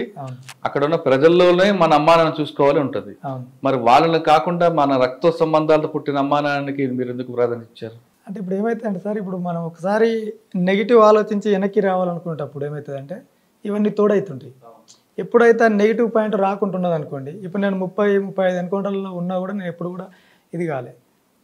ఈవెన్ అప్పుడు మధుసూదన్ రెడ్డి సార్ అని చెప్పేసి ఓఎస్డీ ఉండే కరీంనగర్, ఆయన చెప్పిండు, కలిసిన తర్వాత చెప్పిండు, మీ జిల్లా కమిటీ సమీక్ష క్యాడర్ సమీక్షలో నేను చూసిన, ఎట్టి పరిస్థితుల్లో నువ్వు బయటికి రావద్దు, నువ్వు ఎందుకు వచ్చినావు అంటాడు. ఎట్టి పరిస్థితుల్లో నువ్వు బయటకు రావద్దు, నువ్వు ఎందుకు వచ్చినావు, మీ క్యాడర్లో పలానాయన వస్తున్నాడు, మీ పద్మక్క చనిపోయింది కదా, ఆమె దగ్గర క్యాడర్ సమీక్ష. అంటే పద్మక్క చనిపోవడం కూడా ఒక భయం వచ్చిందా మీకు? భయం అని రాదు, ఆమె చనిపోవడం వల్ల భయం రాలేదు. ఎందుకంటే ఆమెతో పద్మక్క ఎన్కౌంటర్ జరిగిందంటే, పద్మక్క ఎన్కౌంటర్ ఎట్లా జరిగిందంటే ఎక్కడ జరిగింది? 2002 జూలై 2 అనుకుంటా. 2002 జూలై 2లో నేను అప్పుడు ఛత్తీస్గఢ్లో ఉన్నా. అటు ఒక క్యాంపుకు పోయి రిటర్న్ వచ్చేటప్పుడు ఛత్తీస్గఢ్లో ఉన్నప్పుడు ఎన్కౌంటర్ జరిగింది. వచ్చిన తర్వాత తెలుసుకుంటే విషయం ఏమైందంటే, ఎక్కడ జరిగింది? ఇది ధర్మపురి మండల్ నేరేల విలేజ్, ధర్మపురి లక్ష్మీ నరసింహస్వామి. వాళ్ళు ఏంటంటే నైటు ఆ ఏరియా అంటే ఆమె కూడా వేరే క్యాంపుకి వెళ్ళే పనిలో ఉన్నది. కొంతమంది కలిసి చేసి నైట్లో వెళ్తుంటే అప్పుడు ఏమైపోయిందంటే బాగా నిర్బంధం పెరిగింది. నైటే వంట చేయించుకొని నైటే మనం పట్టుకొని పోవాలి, నైట్ తింటాం, పొద్దున కోసం ఇప్పుడే పట్టుకొని పోవాలి, పోయి పొద్దున లేచిన తర్వాత తిని పడుకోవాలి, మధ్యాహ్నం టిఫిన్ చేసి టీ తాగాలి, చేంజ్ చేసినారు అన్నట్టు. అట్లా దానికోసం లేట్ అయింది. ఊరోళ్ళు ఎవరో పిలుచుకుంటా అంటే వీళ్ళకు కాంటాక్ట్ లేదు. అంటే వేముల వాళ్ళు తీసుకొచ్చారు, అందులో ఏదో మత్తు మంది గడిపారంట. పద్మక్క ఎన్కౌంటర్లో అది జరగలేదు. ఎందుకు జరగలేదంటే వాళ్ళు వచ్చిన తర్వాత ఊరోళ్ళు పిలుచుకుంటూ వస్తే వీళ్ళు ఆగి కలిసి అక్కడ ఏం జరిగిందంటే 4-4:30 వరకు మాట్లాడారు. అంటే పక్కనే ఫారెస్ట్ కాబట్టి అప్పుడు మాట్లాడి ఇలా పంపించి ఏం చేసిండ్రంటే పక్కనే గుట్టబోరుకు ఆగిండు. అంటే అంతకుముందు మేము ఒకసారి అక్కడ ఆంబుజ్ చేసినాం, అది కోతులవాగా అని ఒక ఏరియా ఉంటుంది, ఆంబుజ్ చేసినాం. మేము 20 days ఉన్నాం అక్కడ. ఆ ధైర్యంతో ఉన్నారా వీళ్ళు ఎట్లున్నారో తెలియదు. ఆ టీము 7 ఏమున్నారు, ఆ 7 అక్కడ ఉన్నారు. వాళ్ళు పైకి ఎక్కి తెల్లారింది కదా అని చెప్పేసి అప్పుడే తినేసి 7:30-8:30 టైంలో పడుకున్నారు. వాళ్ళు 9:30-10 గంటల టైంలో ఎన్కౌంటర్ జరిగింది వీళ్ళ పైన. అంటే అప్పటికే చుట్టుపక్కల ఉండి ఉంటారు, మరి ఎవరు సహకరించారు ఏందనేది అప్పుడు మనకు తెలియదు. ఆ ఎన్కౌంటర్లో వీళ్ళు 4 ఎవరైతే ఉన్నారో పడుకొని వీళ్ళు అంటే ఫైరింగ్లో దిగలేదు, వాళ్ళు అట్లనే పడిపోయారు. వాళ్ళు మిగతా వాళ్ళు ఒక 3 బయటపడ్డారు. అది అట్లా జరిగింది ఎన్కౌంటర్. నేను అక్కడ అంటే పద్మక్క ఎన్కౌంటర్ జరగడం తర్వాత మీలో ఒక చిన్న నెగిటివ్ అనేది బయటికి రావడం, దాంతో బయటికి రావాలని గట్టిగా నిర్ణయం తీసుకున్నారా ఇద్దరు? అంటే ఫస్ట్ నేను అనుకున్న తర్వాత ఆమె చెప్పిన ఒక నిర్ణయం ఇట్లా వస్తుంది నాకు, నువ్వేమంటావు అని చెప్పి అడిగిన. ఆవిడేమన్నారు? పోదామని చెప్పేసిన సింపుల్గా. పార్టీకి చెప్పారా? పార్టీకి చెప్పారా? పార్టీకి ఏంటంటే నాకు తెలుసు అది ఇప్పుడు ఏ స్థాయి లీడర్ అయినా సరే వెళ్ళిపోతానేటప్పుడు ఇట్లా మనం ఇప్పుడు ఎట్లయితే డిస్కషన్ చేస్తాం అట్లా కూర్చొని మాట్లాడి వెళ్ళిపోవచ్చు. అట్లనే కూర్చొని నేను మాట్లాడి ఎవరితో మాట్లాడారు అప్పుడు మీరు? అప్పుడు భాస్కర్ అని జిల్లా కమిటీ సభ్యుడు ఉండే, ఆయన ప్రజెంట్ లేడు, చనిపోయిండు. తనతో మాట్లాడినాను. మాట్లాడితే తన నీకు నేను చెప్పేంత అయితే ఏం కాదు, ఒకసారి ఆలోచించమని చెప్పి ఒక 1 డేనో ఏమో టైం ఇచ్చిండు. దాని తర్వాత నా నిర్ణయం ఏం మార్చుకోలేని తర్వాత ఓకే రైట్ అని చెప్పేసి నాకు తెలిసిన ఏమన్నా ఆ డంపులు అవి ఉంటే అవి ఒక 4 రోజులు ఉండి అవి తీసి వాళ్ళకి అప్పేసి దాని తర్వాత డంపులు ఏమున్నాయండి? డంపులు అంటే అప్పుడు ఒక మందుగుండు ఉండే, నాకు తెలిసినటువంటి మందుగుండుకు సంబంధించినవి కొన్ని ఉండే, 2-3 ఉండే, 3 ఉండే. ఆ 3 మళ్ళీ వెళ్ళి అవన్నీ తీసి వాళ్ళకి అప్పచెప్తే వాళ్ళు మళ్ళీ వేరే దగ్గర షిఫ్ట్ చేసుకొని ఆ తర్వాత పంపిస్తే వచ్చేసిన. పోలీసులు సరెండర్ అయ్యారా లేదా ఎవరి ద్వారా, రాజకీయ నాయకుల ద్వారా సరెండర్ అయ్యారా? అంటే పోలీసుల ముందే సరెండర్ అవ్వాలనేది. అప్పుడు ఏమైందంటే వాళ్ళు 2 నెలలు టైం ఇచ్చారు మాకు. ఇప్పుడు ఉన్న పార్టీ బాధ్యులు ఎవరైతే ఉంటారో 2 నెలల వరకు మీరు సరెండర్ అవ్వద్దు అనేది ఒక వాళ్ళ ఇన్స్ట్రక్షన్ ఉంటే అయితే నేను చెప్పిన ఏంటంటే ఓకే అని చెప్పి లాస్ట్కు బయటకు వచ్చేటప్పుడు చెప్పాను నేను 1 నెల మాత్రం ఉండగలుగుతాను. నేను ఇంత నిర్బంధంలో 2 నెలలు అంటే చాలా కష్టం అవుతుంది. 1 నెల ఏదో విధంగా నేను మేనేజ్ చేసుకుంటా, కానీ 2 నెలలు బయట ఉండాలంటే అప్పుడు చాలా కష్టం. అదే పార్టీతోనే ఉంటే 2 సంవత్సరాలైనా ఉండొచ్చు. పార్టీతో బయటకు వచ్చిన తర్వాత 2 నెలలు అనేది చాలా ఎక్కువ కాలం అవుతుంది. అందులో ఉంటే ఏంటంటే ప్రజలతో ఉంటాం కాబట్టి ఎక్కడ ఏంది మనకు అన్ని తెలుసు.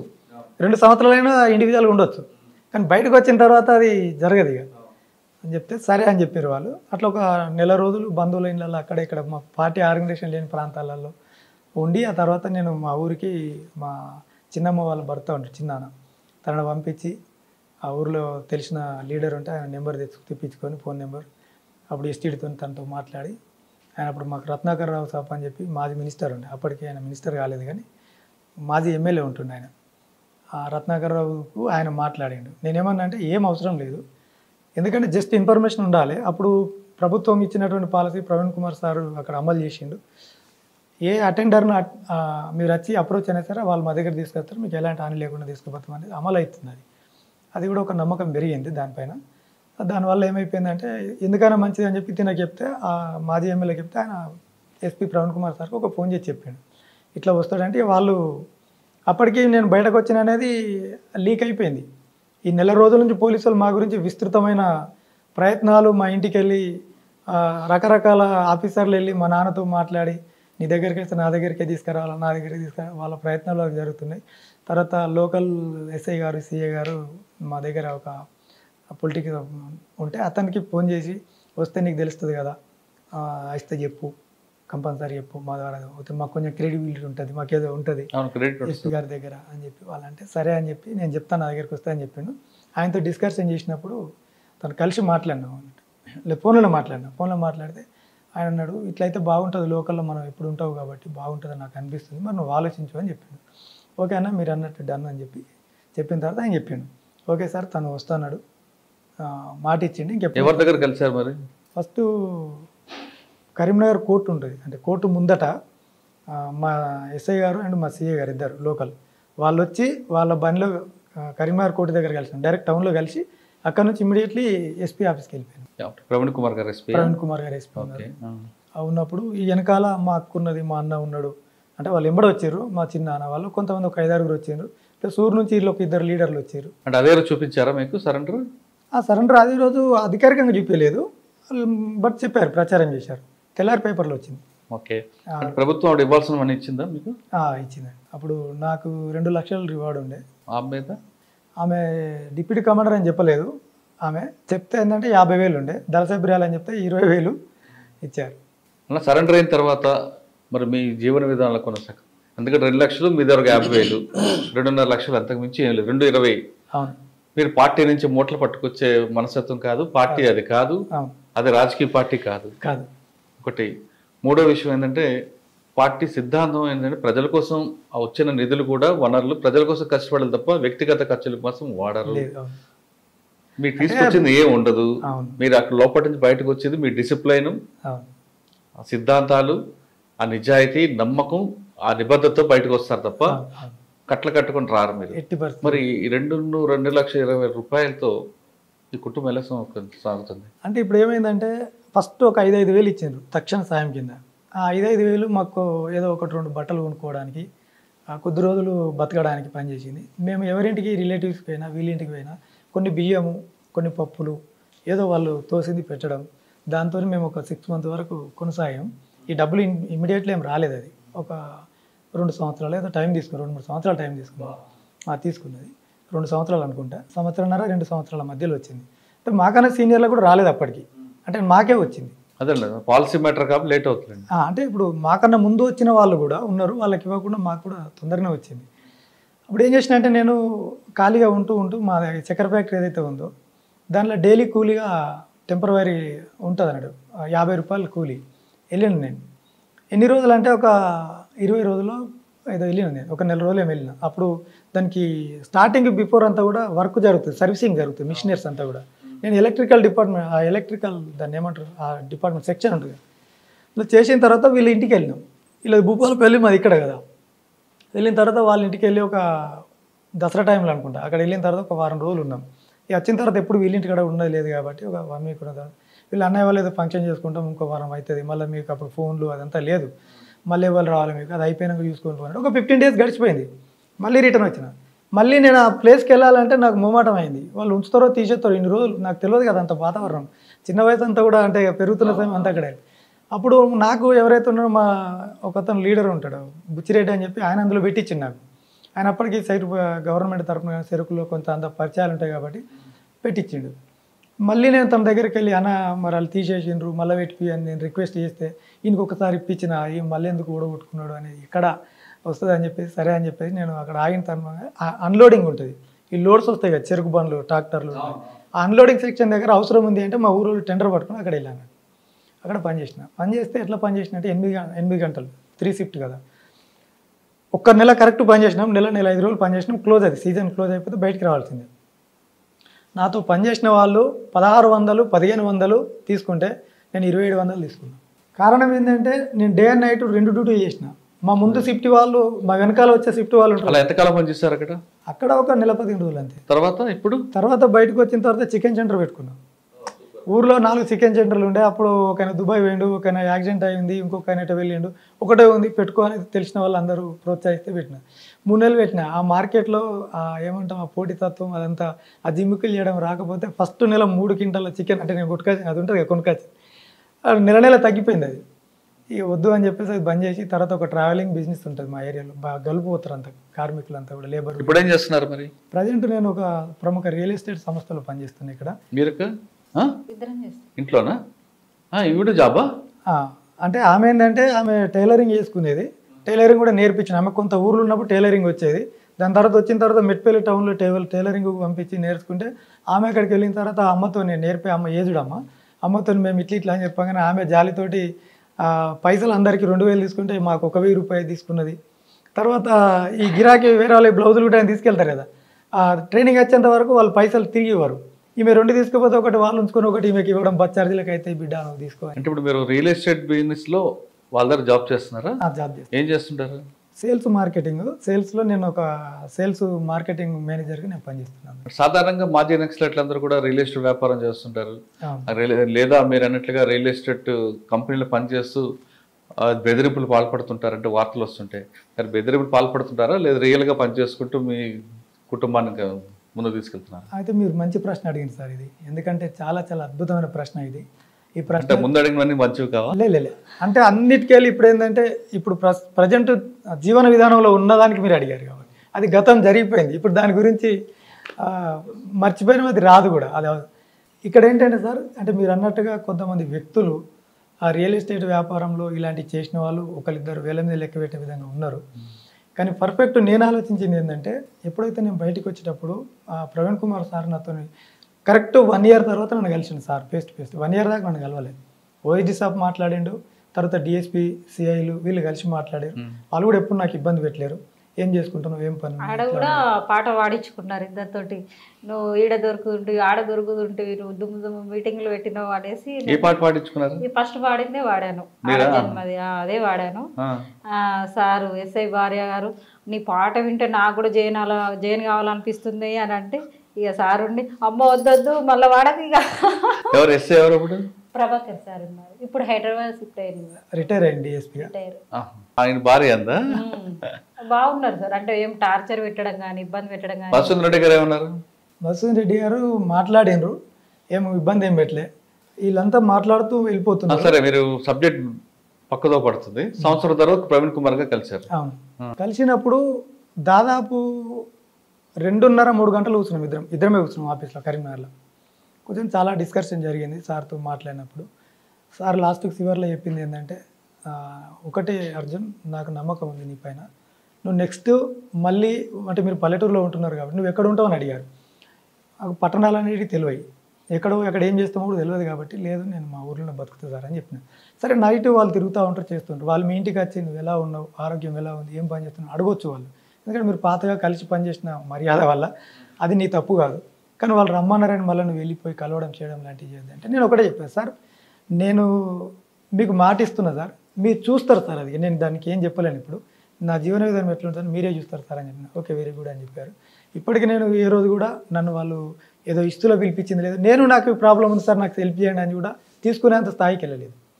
కాబట్టి నేను కొంతమందిని నాకు ప్రీవియస్ చూసిన, మీరు అన్నట్టు సెటిల్మెంట్లు కానీ అంటే పేర్లు అవసరం లేదు కానీ వాళ్ళు చేసిన వాళ్ళు కూడా ఈరోజు భూమి మీద లేదు. అంటే మీరు చేయకపోయినా మిమ్మల్ని చూపిస్తూ ఈయన మాజీ నక్సలైట్ చాలా ప్రాబ్లమ్స్ ఫేస్ చేస్తారంటూ కొన్ని కంప్లైంట్ కూడా కొన్ని చేసే అవకాశం ఉంటాయి కదా, అంటే మీ కంపెనీ చేయకపోవచ్చు. Right sir. అంటే ఇప్పుడు ఏంటంటే నేను ఎప్పుడైతే బయటకు వచ్చినో నాకు బయట అక్కడ ఉన్నప్పుడు పరిచయం ఉన్న వ్యక్తులకు మాత్రమే నేను తెలుసు, రిమైనింగ్ వ్యక్తులకు ఎవరికి తెలియదు.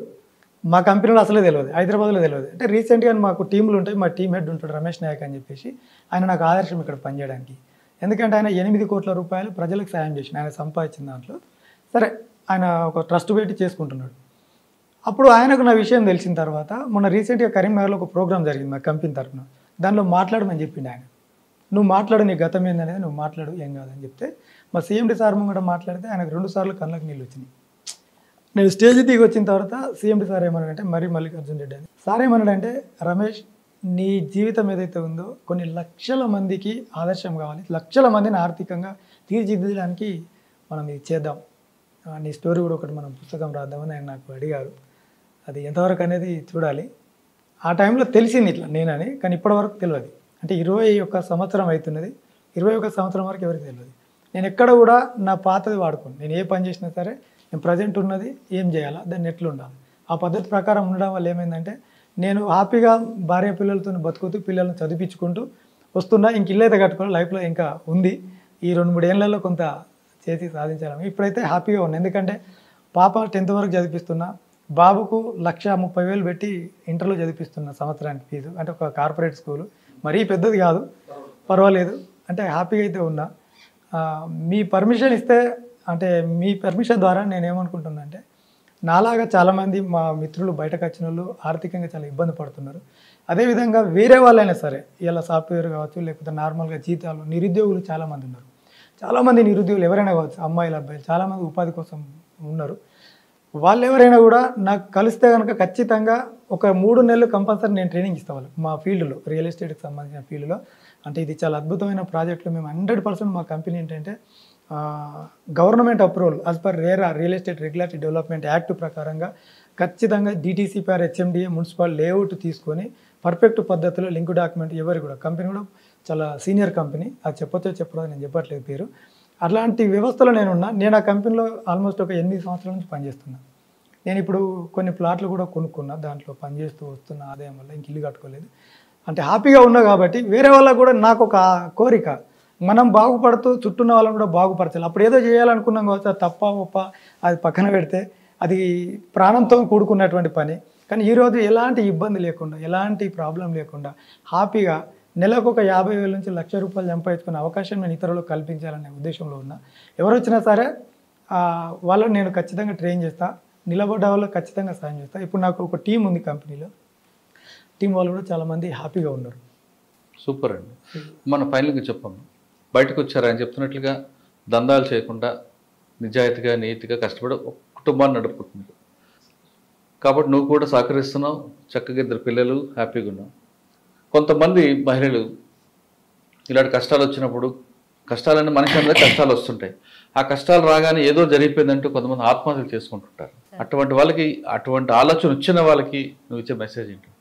కష్టాలు అని అంటే బయటకు వచ్చిన తర్వాత నేను కూడా సార్ చికెన్ సెంటర్ పెట్టి నేను ఆ టైంకి 5-6 కోళ్ళు ఆఫర్ ఉన్నాయి అని అంటే కూడా నేనే పట్టి కోసి లోపల సర్వీసింగ్ అంతా తీసి అటు పంపించేదాన్ని. ఒకటి మహిళా మండలంలో బర్రె కౌడు బర్రె ఏమంటారు కదా సార్ బయట భాషలో, దాన్ని 5 లీటర్ల పాలు ఇస్తుండే. ఆ పాలు మళ్ళీ బ్లౌజులు కుట్టేదాన్ని, దానికి 2 మోపుల గడ్డి అట్లా మోసుకొచ్చేదాన్ని. అవన్నీ చేసుకుంటూ ఆయనకు సపోర్ట్గా ప్రతి పనిలో ముందుండి ఆయన ఏ పని చేసినా కూడా నేను సపోర్ట్ చేసేదాన్ని సార్. అలాంటి పనులు చేసుకుంటేనే ఇక్కడ దాకా ఈ స్థాయిలో ఉన్నాము అనేసి అంటే అంటే ఎవరిని పక్క వాళ్ళని ఇబ్బంది పెట్టకుండా, ప్రకృతిని ఇబ్బంది పెట్టకుండా మనం ఏంటో నిరూపించుకోవాలి అన్న ఉద్దేశంతో ఆయనకు ఒకరికొకరు సపోర్ట్ చేసుకుంటూ అర్థం చేసుకుంటూ, ఆయన మా అత్త మామయ్య వాళ్ళకి ఏం లేదు, ఓన్లీ ఇల్లు జాగా తప్ప ఏం లేదు. అమ్మ వాళ్ళు నాకు 1 ఎకరం పొలం ఇచ్చారు. ఇక అప్పుడు అది తీసేసి ఇక్కడ కొనుక్కుందాం అనుకున్నాం, అవి వాళ్ళకి కరెక్ట్. కష్టపడుతున్నాము, మా కష్టాలు ఇంకా జీవితాలు ఉంటాయి అని నీరసించిపోతున్న మహిళలకు ఏమి ఇస్తాం? కష్టాలు ఎప్పుడు మహిళలకు శాశ్వతం కాదు సార్. ఆ సమాజంలో సగభాగం మహిళలు అనేది ఉంది ఫస్ట్ నుంచే. దాన్ని బేస్ చేసుకొని మహిళలు అంతా బయటకు వచ్చి ఆ సమాజంలో సగభాగం మేమున్నాము, మేమెందుకు ఆత్మహత్యలు చేసుకోవాలి, ఆత్మహత్యల కోసమే కదా కాకుండా మన తల్లిదండ్రులు దానికోసమే కాదు కదా మనలా కన్నది కూడా. మహిళలు మనమేంటి, మనం కాళ్ళ మీద మనం ఆధారపడాలి అనేది వాళ్ళ దృష్టికి తెచ్చుకొని, నా కాళ్ళ మీద నేను ఆధారపడతాను, నా భర్త రేపు నాకు సపోర్ట్ చేయకుండా నేనేంటో నిరూపించుకోవాలి, సమాజంలో నాకేంటో నేను అనేది నిరూపించుకొని ఒక ధైర్యం తెచ్చుకొని ముందుకెళ్ళాలనేసి కోరుకుంటాను సార్. మీరే చెప్తాను. ఒక్క నిమిషం సార్. అంటే ఓకే, దీనికి రిలేటెడ్గా ఏంటంటే నేను ఈరోజు గొప్ప చెప్పుకోవడం కాదు, ఈరోజు ఈ స్థాయికి నేను వచ్చినంటే పార్టీలో పక్కన పెడితే వచ్చిన తర్వాత ఈమె నాకు 90% అంటే దీంట్లో 90% ఈమెదే ఉంటుంది నేను అనుకుంటాను సక్సెస్లో. ఎందుకు ఉంటుందంటే ఏ రోజు కూడా ఏ రాత్రికి వచ్చినా, ఏ లేట్ వచ్చినా, ఏ పనులు తిరిగినా, ట్రావెలింగ్ బిజినెస్లో తిరిగేది రాత్రి 1 గంట 2 గంటలకు వచ్చేది. గల్ఫ్ పంపాడు 2000 రూపాయలు నెలకు జీతం. ఆ టైంలో ఆయన ఎప్పుడు పని చేయాల్సిందే. అంటే ఒక 100 రూపాయలు జేబులో పెట్టుకుంటే 2003 సంవత్సరంలో ఆ 100 రూపాయలతోటి నెల రోజులు ఉండాలి. ఇందులో ఎక్కడ ఛాయ్ అంటే ఏ ఊరికి వెళ్ళినా తెలిసిన వాళ్ళు ఛాయ్ తాగిపిస్తారు, వస్తారు. వాళ్ళు ఇక్కడికి వస్తే ఆఫీస్లో టీ తాగిపోయడానికి అవకాశం ఉంటుంది. కాబట్టి ఆ మధ్య అంటే అన్నం తినకుండా ఉన్న రోజులు ఉన్నాయి. అక్కడ ఉన్నప్పుడు వేరు, అది వేరు. వచ్చిన తర్వాత ఇలాంటి రోజులు నేను చూసినాను చాలా. అంటే ఆ ఫీల్డ్లో ఉన్నప్పుడు చాలా ఎదుర్కొన్నాను. సో పక్కన పెడితే ఏంటంటే పిల్లలైన తర్వాత కూడా హాస్పిటల్కి వెళ్ళాలన్నా చేయాలన్నా నేను అందుబాటులో లేకున్నా సరే ఈమె ఒంటరిగా తీసుకెళ్ళి చూపించుకొచ్చి నాకు బాగా సపోర్ట్ చేసింది. అంటే నేను ఏం చెప్తా అంటే ఈమె గురించి ఏం చెప్తా అంటే, మీరు అడిగిన ప్రశ్న సమాజంలో నీరసించిపోయే మహిళలు ఎవరైతే ఉంటారో ఈమె వాళ్ళకు ఆదర్శం అని కూడా నేను చెప్తాను. ఎందుకంటే నేను ఉన్నా సరే ఈమెకు చెప్పి నేను చేయించిన. ఈ హైదరాబాద్ వచ్చేటప్పుడు కూడా నేను ఈమెకి ఏం చెప్పినంటే, ఒక 3 సంవత్సరాలు నేను ఇండియాలో లేనని నువ్వు అనుకో. దుబాయ్ పోయిన వాళ్ళు మా ఏరియాలో చాలామంది అంటారు. అలా నువ్వు డిసైడ్ అయితే మన పిల్లలకు మంచి చదువులు ఇవ్వగలుగుతాం. నేను వస్తా, వారంకో 10 రోజులకు వస్తా కావచ్చు, హైదరాబాద్ నుంచి వస్తా పోతా, కానీ నువ్వు ఇది చేయగలిగితే మనం అది చేయగలుగుతాం, నువ్వేమంటావు అంటే కంపల్సరీ నేను చేస్తాను అని చెప్పి నాకు సపోర్ట్ ఇస్తే ఈమె ఇంత టైలర్ కుట్టుకుంటూ ఏదో పని చేసుకుంటూ ఉండేది. ఆ తర్వాత ఏంటంటే ఈమె నాకు సహకరించడం వల్ల నేను బిజినెస్లో ఒక మంచి స్థాయిలో రావడం వల్ల అప్పుడు ఆ టైలర్ బంద్ చేయించి ఈమెను కూడా పార్టిసిపేట్ చేయడం వల్ల ఈమె ద్వారా కూడా ఇంకా బిజినెస్ ఇంకా నాది ఇంకా అది రెండింతలుగా వెళ్ళిపోతున్నది. కాబట్టి మహిళలు ఈరోజు ఈమె చెప్పినట్టుగా ఏంటంటే ఈ రోజుల్లో చాలా పెరిగింది. సాఫ్ట్వేర్ చేస్తున్నారు వగైరా, ఇంకా నాన్ సాఫ్ట్వేర్ జాబులు చేస్తున్నారు. అయినా సరే ఎక్కడ ప్రాబ్లం వస్తుందంటే నేను చూసిన దాంట్లో మ్యారేజ్ అయిన తర్వాత వైఫ్ అండ్ హస్బెండ్ మధ్యలో డిస్టర్బెన్సెస్ అయ్యి పిల్లలు ఉండి అలాంటి సందర్భాల్లో చాలా ప్రాబ్లమ్స్ వస్తున్నాయి. కానీ ఎవరైనా సరే అర్థం చేసుకునే లోపం కావచ్చు. అంటే ఇక్కడ ఏమంటే నేను సమాజంలో కొంత చుట్టుపక్కల వాళ్ళు చెప్పే మాటలు ఏంటంటే 1కి 2 అనేది ఉంటుంది కదా సార్, దానివల్ల మనసులు మార్చుకొని ద్వేషం పెంచుకుంటున్నారు. ప్రేమగా ఉన్నప్పుడు ఎంత పెద్ద తప్పు అయినా అసలు కనిపించదు. ఎప్పుడైతే ద్వేషం పెరుగుతుందో చిన్న తప్పు అది పెద్ద కొండంతా కనిపిస్తుంది. అలాంటి విషయాలు కాకుండా మార్గాలు అయితే చాలా ఉన్నాయి. ఎక్కడైనా సరే ప్రయత్నం చేస్తే జీవితంలో ఫైనాన్షియల్గా కానీ కుటుంబ పరంగా కానీ ఎదగడానికైతే ఈ సమాజంలో చాలా అవకాశం ఉంది. ఎవరైనా సరే వాళ్ళు ఏ స్థాయి మహిళలైనా సరే పురుషులైనా సరే అవకాశం ఉంది. కాబట్టి ఇలాంటి ఒక గృహిణి, చదువు లేని వ్యక్తి, నేను కూడా చదువు లేదు, నేను జీరో, నేను ఏ స్కూల్లో చదువుకోలేదు, నాకు సర్టిఫికేట్ లేదు. సరే నేను అక్కడిక్కడ ఏదో నేర్చుకున్నా, పుట్టమందం ఇప్పుడైతే నడుస్తుంది. అయినా సరే చదువు అనేది కూడా అవసరం అనేది నాకు అప్పుడు తెలియదు. బట్ ఏమంటానంటే ఎవరైనా సరే ఎక్కడ మీరు ఖచ్చితంగా బలమైన, నేను ఈ మధ్యన ఏంటంటే కొంత స్పిరిచువాలిటీకి సంబంధించిన క్లాసులు కానీ మెడిటేషన్కి సంబంధించిన వాటిని కొంచెం చూస్తున్నా. దానివల్ల నాకు అర్థమైంది ఏంటంటే గట్టిగా ప్రయత్నిస్తే ఏ స్థాయిలో నీకు ఆర్థికంగా కానీ ఏ స్థాయిలో ఇన్కమ్ రావాలన్నా కానీ అలాంటి వేదికలు దొరుకుతాయి ఈ భూమి మీద. ఈ సిటీలో కావచ్చు ఎక్కడైనా కానీ దొరుకుతాయి. అది ప్రయత్నించిన ప్రతి వ్యక్తులు అది సాధించుకొని హ్యాపీగా బతకడానికి అవకాశం ఉంది. సమస్యలు అనేటివి తాత్కాలికం ఉంటాయి కానీ శాశ్వతంగా ఉండేది సార్. ఇది మాత్రం పర్ఫెక్ట్. రైట్. భావజాల ప్రభావంతో అడవి బాట పట్టిన మాజీ దంపతులు అడవిలోనే ఆ నేర్చుకున్నారు. అడవిలో నేర్చుకోవడం కాకుండా బయటకు వచ్చిన తర్వాత రియల్ ఎస్టేట్ వ్యాపారం చేస్తూనే కానీ రియల్ ఎస్టేట్ దందాలు చేయకుండా రియల్గా బతుకుతున్నారు. వీళ్ళు రియల్ హీరోస్. అర్జున్ చెప్తున్నట్లుగా నాలాగే ఎవరైనా ఉన్నా వాళ్ళెవరు కూడా పక్కదారి పట్టకుండా ఆర్థికంగా ఇబ్బందులు ఉంటే నాతో సంప్రదించండి, ఖచ్చితంగా వాళ్ళందరూ కూడా ఆర్థికంగా నిలబడడానికి సహకరిస్తానని చెప్తున్నారు. ఇక కవిత చెప్తున్నట్లుగా ఆమె కూడా భావజాల ప్రభావంతో తెలిసి తిరిగిన వయసులో అడవికి వెళ్ళి అక్కడే చదువు నేర్చుకొని తిరిగి బయటకు వచ్చింది. తన భర్తతో పాటు అడుగులు వేస్తూ ఆమె కూడా ఆయన కష్టాల్లో పాలు పంచుకుంటూ ఈరోజు ఒక మంచి స్థాయికి వచ్చారు. కష్టాలు అనేవి ఇప్పుడు జీవితాన్ని అంటుకో, కష్టం వచ్చింది కదా అంటూ ఆత్మహత్యలు చేసుకోకుండా తనలాగే ఉండండి, నిలబడండి, ఆ కష్టాలన్నీ పారిపోతాయంటూ ఆమె తమ జీవితాన్ని ఆదర్శంగా చెప్తారు. ఇది ఈ వారం మాజీ మావోయిస్టుల దంపతుల ఎక్స్‌ట్రార్డినరీ. వచ్చే వారం మరో గెస్ట్‌తో మళ్ళీ కలుద్దాం. అంతవరకు నమస్తే. థ్యాంక్ యూ అక్క. థ్యాంక్ యూ అన్న.